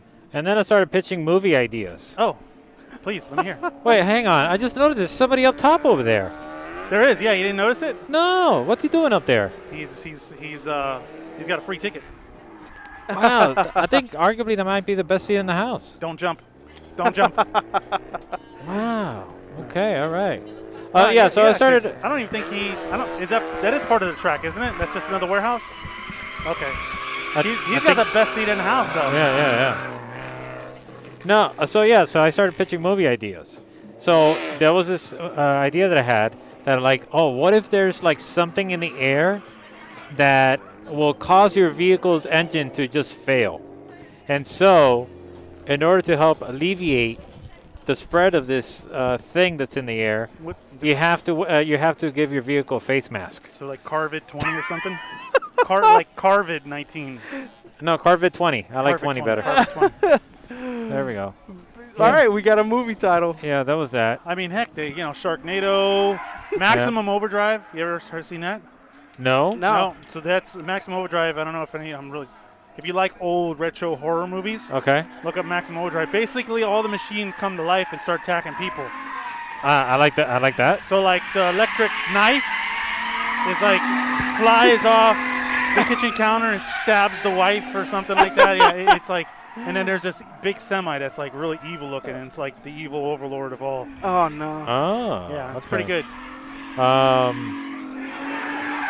Yeah. Then Noel started telling me, informing me of some other like crazy car movies, like Rubber. Yeah, Rubber. Yeah, that was. I didn't know It's about a that. tire. Yeah, That- that attacks people. Yeah. Yeah. You know. That's a horrible idea. Give me one moment. Then there was the this other movie called Monster Truck. I hadn't heard that one. Yeah, it wasn't really that Worth it? popular, Yeah. but yeah, that was that. And then, so a little while after, I came up with a new type of a tandem battle. Oh, really? Yeah. So taking in like what we're discussing in regards to vehicle appraisals, right? Uh-huh. You have two vehicles battling out. The vehicle in the lead has a higher appraisal price compared to the vehicle in the chase position. So the vehicle in the chase position is looking to acquire the lead vehicle's car appraisal. By hitting? No, he has to win the battle. If he wins the battle, right, then he gets, like, okay, let's say, for instance, I like that. Yeah, the rally match. So let's say, for instance, you get that G35 sedan and this Rally Miata battle it out with each other. Okay. Right Whoa, now, a little ooh, jump there. Yeah, I like that. So what if, right, so putting things into perspective, right now, the G35, maybe like $5,000, Okay. while the Miata, $2,000 at best. Well, this Miata in particular. So this Miata is looking to increase his vehicle's value. So instead of him trying to just modify it, he just battles the G35. And if he beats the G35 in a tandem battle, he gets to have his car appraisal price. Okay, so what's the end goal? The end goal is to increase your vehicle's value. And then you get to sell it at the end of the event if it's worth. And then at the end of the event, instead of selling his car for $2,000, he'll sell it for $5,000. Oh, wow. And then the G35 loses value in return. Wow. Wow. Sounds kind of complicated. No, it's not. But it's, We're still ironing out the things, the issues. Think about it. It's simple. You lose, your car loses value. you win. Your car gains value. Yep. Would this be like a top 16 bracket? Yes. It's possible to have a top 16 bracket. You know how? So instead of like qualifying, like the higher qualifier, the person in the lead position is always going to be the vehicle with the higher price value. Ah, okay. Yeah, it works out. Huh. It may not seem that way, but it works out. I've thought it through already. I'm gonna buy a $1,000 car and compete in this. And try to see if you can up it. But Yeah. see, that's the thing. You buy a $1,000 car, it's gonna be really hard to bring the value up. Hey, I mean Takumi could do it. So No. Let's be realistic here, okay? okay.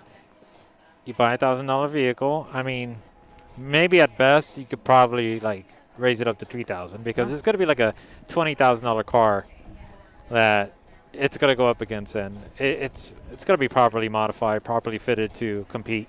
Okay. All right. Well, I see what you're. But hey, I still made $2,000 and I drifted it. So There you go. yeah, I like this idea.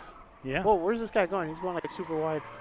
In his defense, those you get out there and you get lost in a sea of cones, and sometimes you don't know which way you're going. Yeah. And there might be tire marbles all the way at the outside that could keep you going up. Suppositively. Okay. So, Tim, tell us, from your perspective, from your experience, which is the better of the two track layouts that's being offered today at Sebring? Oh, 17. No, this one over here. Absolutely. The By one far we're filming? more fun. Okay. By far more fun. Because, okay, so the other one, it's cool, but like you're at the line, you're first in the second, you're drifting already. And then it's so long, which is good because you know, to work the bugs out before you go out here is good. Yeah. So you get through it. So okay, so let me go back. Let me reverse. So the pros for the other one, it's slower, more lefts and rights. I can't say it's really all more technical, or there are two areas that are very technical. The cons is it's so long, you're going to burn through tires faster. So if I had to choose between the two, to answer your question, turn 17 is just a blast. Once you can figure out the initiation, it's just so much fun. Yeah. Especially when you hit that bump. That bump is like, that's so much fun. Yeah. So my suspension is like, I have it set full soft all the time. So That's awesome. yeah, it was good. It was good. I had a good time. And sometimes you just gotta, there's cones anyway, just hit them. At first, I was like the first 4 or 5, maybe 6 runs, I was trying to stay around them because at the skid pad area, you're going slow enough where you can adjust your line to go around the cones to avoid them. Yeah. So, but turn 17 has got my vote. That's So, good to know. That's good to yeah. know. So at least we are filming the funner track. Funner? More fun track. Funner haver? Funner haver. Funner? Really? No? Yeah. Well, I do have a fun haver bag. There's a I am ashamed. The morest funnest? Funniest? You're the funniest Yeah, okay. looking. Oh, I think did you notice the time that you scooped up a cone? Yes, I did. I had Chris pull it up for me. I don't know where I hit it, but towards like after I started getting warmed up, I was just like, I don't care about the cones because they're like in the middle of a track. Yeah. They're like all over the place. So I'm just like, I'm not gonna ruin my drift for a cone. I'm just gonna keep going, and they're not really big cones, so you don't have to worry about too much damage. So I'm actually gonna take my wife for a ride after this. Okay, sweet. Yeah. So we got time. It's only 5:08. Has she ridden in the drift car yet? Not in this one. The only time she's ever gone with me is at the skid pad at County Line. Oh. But okay. my daughter, she came with me at OSW, so she did the skid pad. I didn't let her come in the oval track Yeah. because just in case, you know. Yeah, of course. But she came with me in the skid pad. Okay. Oh, Hey, jeez. careful there. my loving wife brought me a nice sandwich. Oh, That's well, nice. Really good. You're sounding healthy. It was. Well, it was actually it was a Greek sub Ooh. from Publix. It has like hummus and feta cheese in it. It was really good. Ooh. Yeah. Yeah, I'm getting Where is he hungry. going? Speaking of cars that we don't see very much drifting. Oh yeah. And I like the cars. Hmm. Like on a daily, it's a cool. I think it's a really nice looking car. I don't like the way it looks sliding. So that brings up a topic. Mhm. Name a car that you love on the street driving around. Just regular driving. Okay. But you can't stand watching it drift. Rally Miatas don't count. Yeah. Damn it, beat me to it. I don't think you would see that driving on the street. I'm sure Oh, he drives you on the do. street. You know You he do. does. He got tag on. Oh, he does. have So a anyways, tag back to my question. on. I would have to think a little. Look at that. Okay. Here's one. Whoa, whoa, whoa, whoa, whoa, whoa, whoa. That Okay. was a scary sight to see. Yeah, that was. All right, here's one. Dodge Viper. Okay. Yeah, I think it's like, especially the final generation. I think Yeah. it's such a good-looking car. It is. I think so too. But if I see it drift, it would be kind of like odd and just it doesn't look like it should be doing that. Yeah. So I'm pretty close to where you are. I understand, where you're Yeah. getting at, because I'm gonna say the vet. I really don't like watching the vet drift. Oh, that's interesting. I think it's too. Really? I don't know. It's just too short, and I'm not a big fan of it. Now it's it's obviously a great drift platform. Apparently, it's Yeah. working well for a lot of drivers. But like, ripping roll racing or drag strip, Yeah. even road racing, I like, Yeah. but just sideways, I'm not a fan. It doesn't really look like it has that much angle, even when it has a lot of angle. Yeah. You ever notice that certain cars, the look of the car takes away from the angle it gives? It Yeah. actually has. Does that make sense? Am I Yeah, saying that right? I think like sedans and regular coupes look like they have more angle than like a two-seater sports car.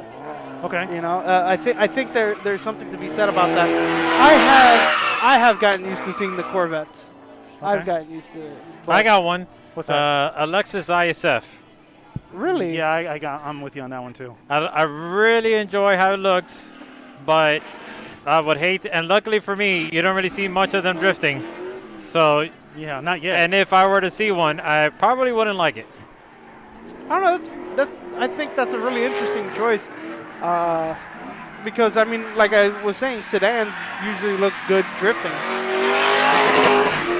Yeah, Oh. that's not an easy car to drift. So, okay, I don't know if it's an easy car to drift, but everybody I know that's ever slid that car Yeah. always seems like they're fighting the car. Yeah. I've noticed that. I've noticed that. That generation of IS just didn't lend itself to drifting. Okay, so I got another question for you. Okay. Most underrated drift car, like okay, when I Oh, say that's- drift car, I don't mean like That's a question like for no. one drift car, like three people drifted in the whole world. I mean like a car that has been proven to be a good drift car, but people kind of like they don't buy it. Does that make sense? Well, for a long time, I felt the Miata was that. Yes, I agree. The For Miata a was long that for a while. time. Now that's Yeah. kind of changing. Yeah. So what would take that place now? Because a lot of cars. I know what mine is. What would that be? In America, Yeah. E30. The You E30. don't see many E30s. I don't know if it's because of the price range, but E30, I mean, there's one here today. Well, there was two, I guess. But still, like, people don't typically look for an E30 to drift. Yeah. And that guy that's out here, he's been drifting his E30 for as long as I can remember. Okay. Irving. Now I don't know much about this car, but you'll definitely know all about it. Would you tell me if a Mazda RX-8 is a good drift car? What year? Ooh. I mean, okay, RX-8. I'm The thinking, I RX-8. think. Yeah, I was like, The oh, RX-8, okay, so no. I would say it's really not the best chassis. Mhm. You can make it. I don't think. Okay, so that's another thing. I don't think it's worth the time and effort to make it a good, consistent drift platform because it's going to take a lot of work, in my opinion. If you want to be competitive at any level. If you want to just come out and have fun, then okay, but the motor doesn't have the torque, so you're already fighting an uphill battle. Yeah. And plus the car really wants to grip around the track. Okay. I feel. So I would say I did have one, and that's when I first started learning was an RX-8. I would never recommend an RX-8. So really, the grip issues could come down to the amount of torque that it makes. It's And not absolutely, but see then you go into okay, if you want to do an RX-8, what do you got to do? You got to swap the motor. So Yeah. as far as budget wise, but you can get the cars for like $1,000 or $2,000, so you can get them Yeah. really cheap. Yeah. But budget wise, if you have time and you have money to throw at it, then hey, all for it. Okay. But if you're trying to just get into driving and do events, be somewhat competitive, Oh, speaking and- of E30s. yeah, that's. But he's only got 4-cylinder, Oh, it's and a he's. 318. So I already talked to him about it. as far as how to set it up. So he's on a welded, and welded's not the way to go. Really? No, an E30 at least. Okay, if you have an angle kit, I could say yes. Okay. But my experience, I was way more consistent on an LSD than I was on a welded. But he's got a little 4-cylinder, you know. Yeah. That doesn't have enough power. No, those made like what, 130? I don't even know. And he didn't really do much suspension to it. It's all over the place. Oh. Well, that was a good drift car. Oh boy. Wow. No, he don't care. No, something's broken on it. The throttle cable. No. It's got throttle. It's just, I think Yeah, he can't go anywhere. It's he he biffed something on the suspension or an axle because it's hopping around. I would stop. What is he doing? he's still got steering.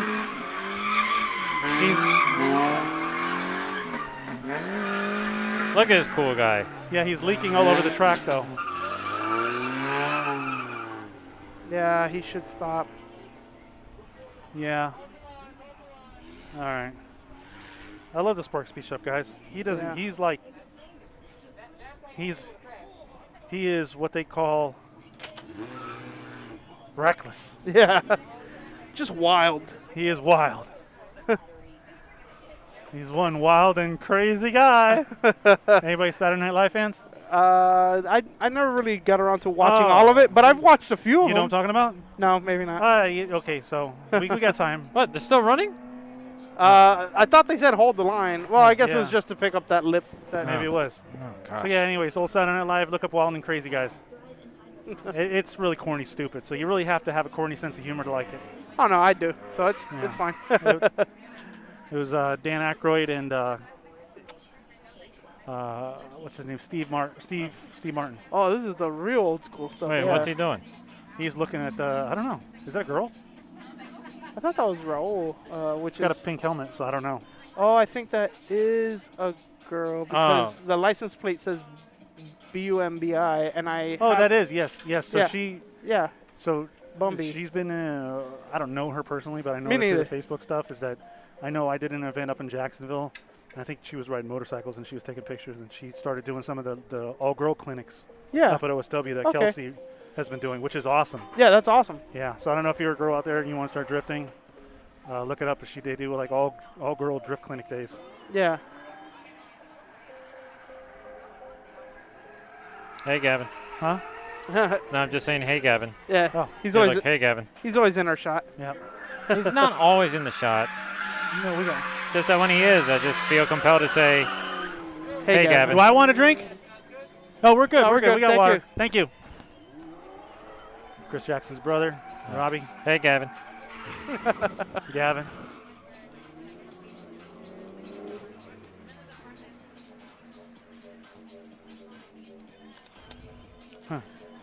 Oh, boy. Is it confusing? Yeah, you said the cones do get a little confusing, right? When Oh, you're on yeah, the track? you get lost in there. Oh, okay, yeah. Because, I mean, we're trying to figure out, like, how is it that they're getting lost throughout the pocket over there?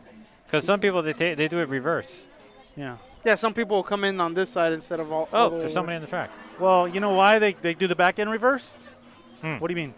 No, they come through here instead of going all the way around on Yeah, the keyhole. because you really have to stretch it to get that. Yeah. And so it's easier. It's easier to just make that transition and come around the back than Yeah. it is to make that stretch. I mean, it's really not that hard. You just got to really maintain your drift out wide and then e-brake a couple times to extend it out to the back corner. Yeah. I think the most important part of that is just coming out to this wall, but it could be daunting for like a newer driver or somebody that's not confident. So, brainstorm. And Brainstorm? I don't know why. Well, Don't say storm. We don't want a storm brain, here. fart, whatever. So, I don't know why I didn't bring my trailer over here. What do you mean? So we could be up a little higher. Oh. Next time Well, we come they- here, I'll unload my car. I'll just tell them, hey, listen, let me pit here. Okay. And then I'll just back the trailer up so we'll be up higher. Okay, yeah. That'll I mean, just work. that little 3 foot will make a world of difference. Oh yeah, yeah. And then we could tie the tent onto- to the trailer. Yeah.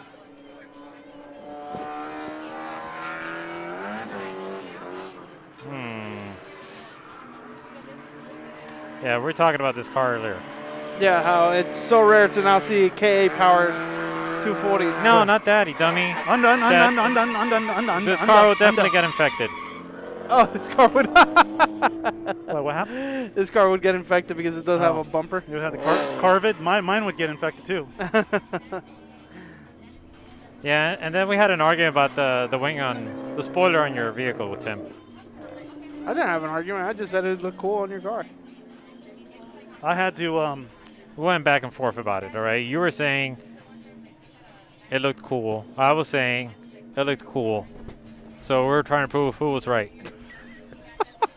Okay. Say that again. I was just replying to a message. What would you say? Oh, don't worry about it. Wait, what did you say? What did you just say? We got some car over here. It's some ridiculousness. No, please tell me. Tell me. Okay, so we You were can't do that to me. apparently we were arguing about the wing on your car, and I was saying, oh, it looked cool, and then he was saying, oh, it looked cool. So we were arguing about who was right.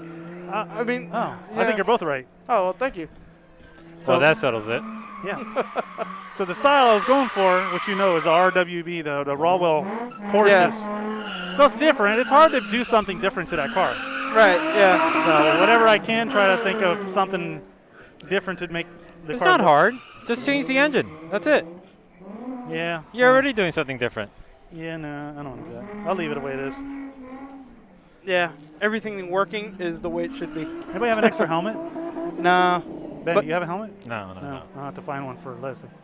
Doesn't Jackson have like several helmets? Yeah, but yeah. I don't think he's lending them out because of the COVID situation. Oh, that's right. He'll let me borrow one. I have a helmet sock, so she can wear that. Oh, okay. Okay. Well, I mean, yeah. Ask him, see what he says. Right. So what else? What else did I miss? Oh. Hang on. What do we got here?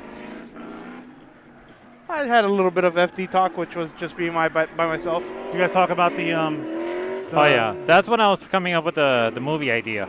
Yeah, I was like, I kind of tuned a Noel out of course. because he was just talking like about his. a Knoll. Yeah, he was professing about going on and on about his love for the Europeans and their driving and their vehicles. Never said any of that, but okay. And so I was just like, can't imagine what can happen if there was like a cardemic. Cardemic, yeah. Well, there is kind of a cardemic going on when it comes to parts and availability. Okay. The virus that is the Drift-Ancing and how it's spreading. No, and how no. they're just like terrorizing the tracks. Well, that's World War Z that's going on right now. But yeah. Ah, thank you. Yes. I So, knew there but- was a term for it. No, so anyways, the manufacturer, and I see it on my industry side that I do for a living, is that equipment manufacturers and parts manufacturers, a lot of factories shut down. So people are ordering stuff, but the stuff isn't in stock, and some of the lead times and wait times that the manufacturers are shipping stuff out are 4, 5, 6, 7, 8 weeks. Wow. Yeah. So I know it's like on the HVAC side, some manufacturers they have hardly any units left. Wow. And it's middle of summer, people are trying to buy units, and it's like you're just got to try to find wherever you can. Wow. So, and I heard that.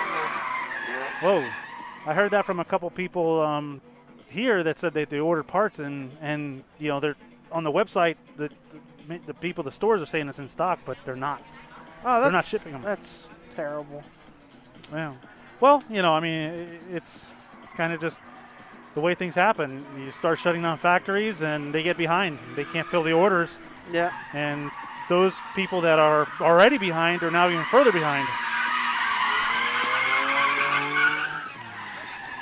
Oh, The good thing is that there's still demand for it. Yeah, of course. Wow, that's well, it's just part of the times we live in now.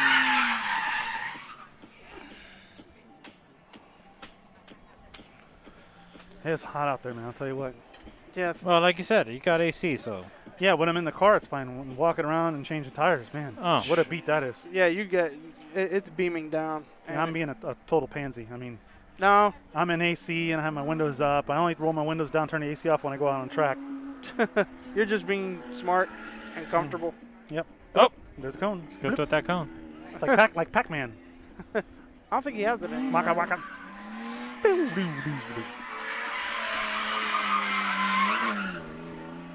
What does it say? Go hard? Yep. Or go Okay. home, I guess. We don't want them to go home. We want them to keep out going driving. I was almost going to say something else. and I caught myself like I shouldn't Careful finish there. off with that. What's the phrase? Watch yourself before you wreck yourself? Check yourself. Check Oh, yourself. yeah. Check yourself before you wreck yourself. Oh, yeah, there you go. Thank you. Yep. Look at me. Watch myself. Well, Do you watch yourself? Hopefully Noah washes himself because we all stink. Yeah, it's pretty rough out here. We smell like sweat and tires. He's with the brake band crew, right? Yeah, yes. He competed up at the last clutch kickers. Yeah, clutch kicker. Yep. you know, Tim, you talking about how flat the Corvette is? Yes. And with this color, I feel like it's like I'm looking at a. Hang on.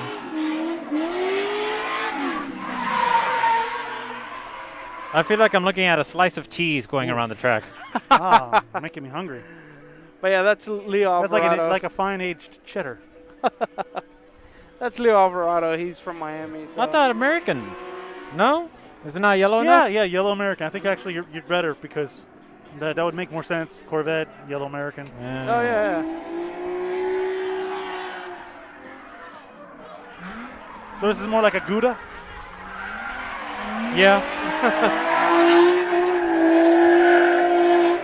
Yeah, because it's blocky, white. Or it could be like a cream cheese.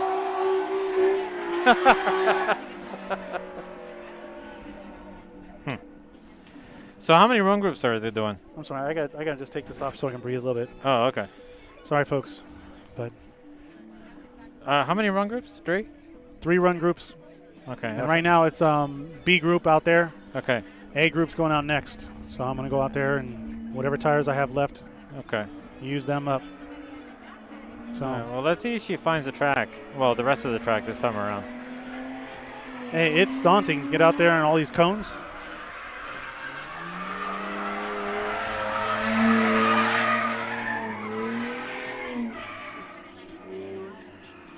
She's doing good. Yeah, not bad. Oh, she found it. Mm-hmm.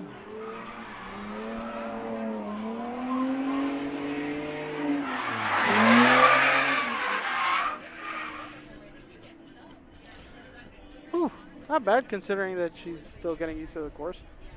And she's relatively new. I don't think she's been drifting for even a year yet. Wow. It seems like a lot of people are picking up the drifting a lot quicker. I think because OSW, everybody, all those people are in Central Florida area. Yeah. They're able to get so much seat time every weekend. Yeah.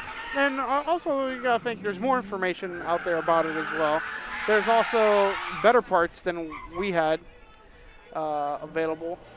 More events though, like Yeah, and more especially events. if you're in Central Florida. Like when I was first learning, we had county line, but before there was county line, there was no. The amount of events per year was like what 3 or 4, Yeah, maybe. it was really low. I went when Turtech was running the events full steam. And how often were they doing them? Well, at Wait, doing what? Hialeah Speedway, they were Sorry. like every month. What? The drift events, Turtech Yeah. at PBIR, or Hialeah Speedway. They were doing them every month. Every month. Yeah, every month they would do one. And then I think CFRC got to that point too. They were doing Yeah. it every month. Oh, they were doing it every 2 weeks. Yeah, Yeah, well, that was no good. that was one of the first almost dedicated drift tracks in Florida, wasn't it? Yeah. There really wasn't used for anything else. No, they opened it as a go-kart track and drift track, and they were trying to also do like road racing, but you know, where are they going to do road racing? Well, they use it for autocross. Oh, okay, yeah, there you go.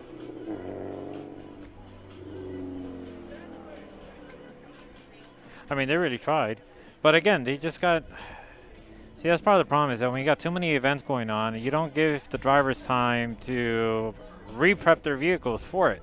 So what was happening is like, yeah, you had a good turnout in the beginning of the month, but then at the end of the month, it's like nobody would show up. Yeah, everybody's cars broke down. They don't have enough money for tires.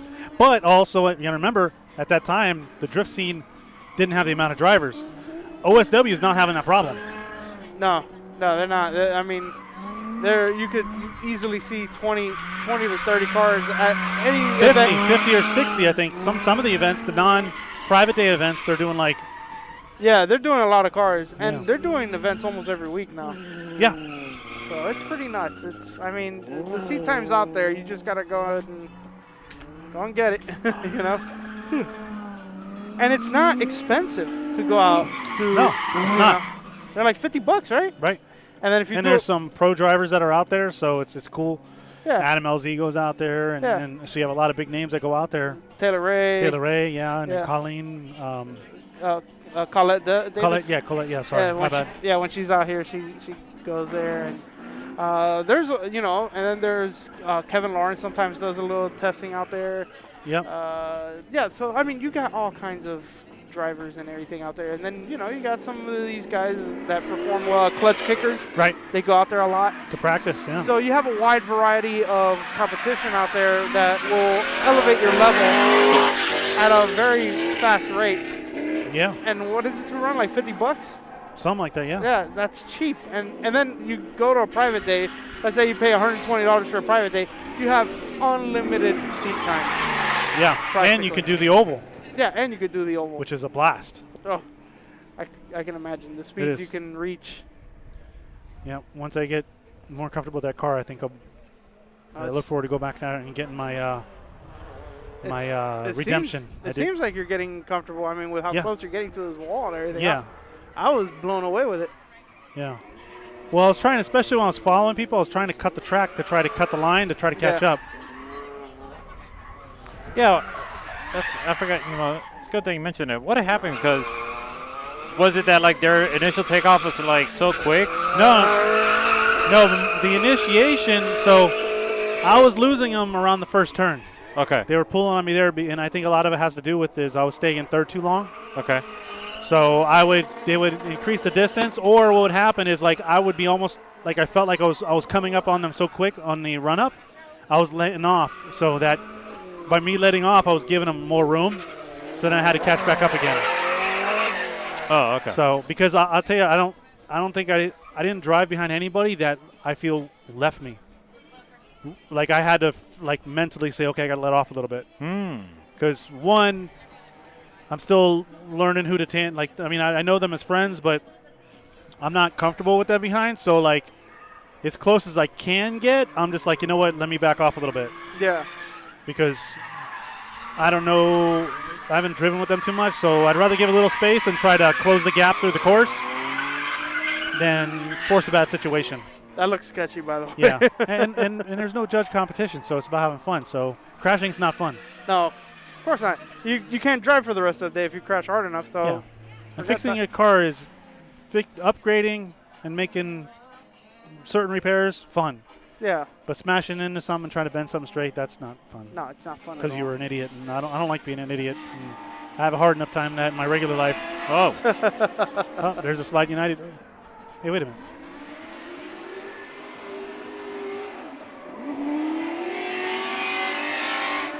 What time is group supposed to go?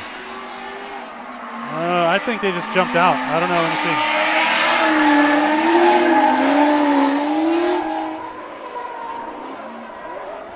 Leo's looking more and more comfortable in that Corvette.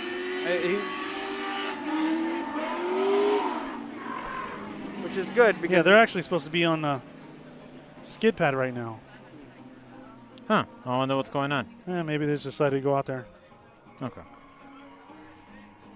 Well, Tim, does that mean you're taking off now, or? No, 10 minutes. Okay. Well, and then 10 minutes. One. This is your final warning, or we're going to have stuff back coming in. Oh, boy.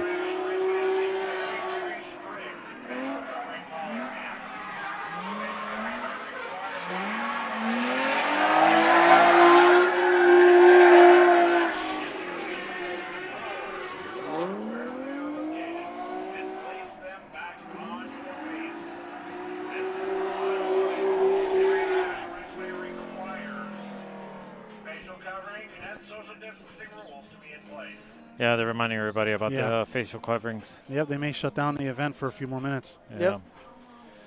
So, like we said before, Sebring International Raceway, the officials here have been very diligent. Oh, yeah, sorry. It's all right. Here I am. Wow, like I want to talk. Ha ha. Yeah. It happens to the best of us. I was just like hyperventilating. I Yeah. feel better now, but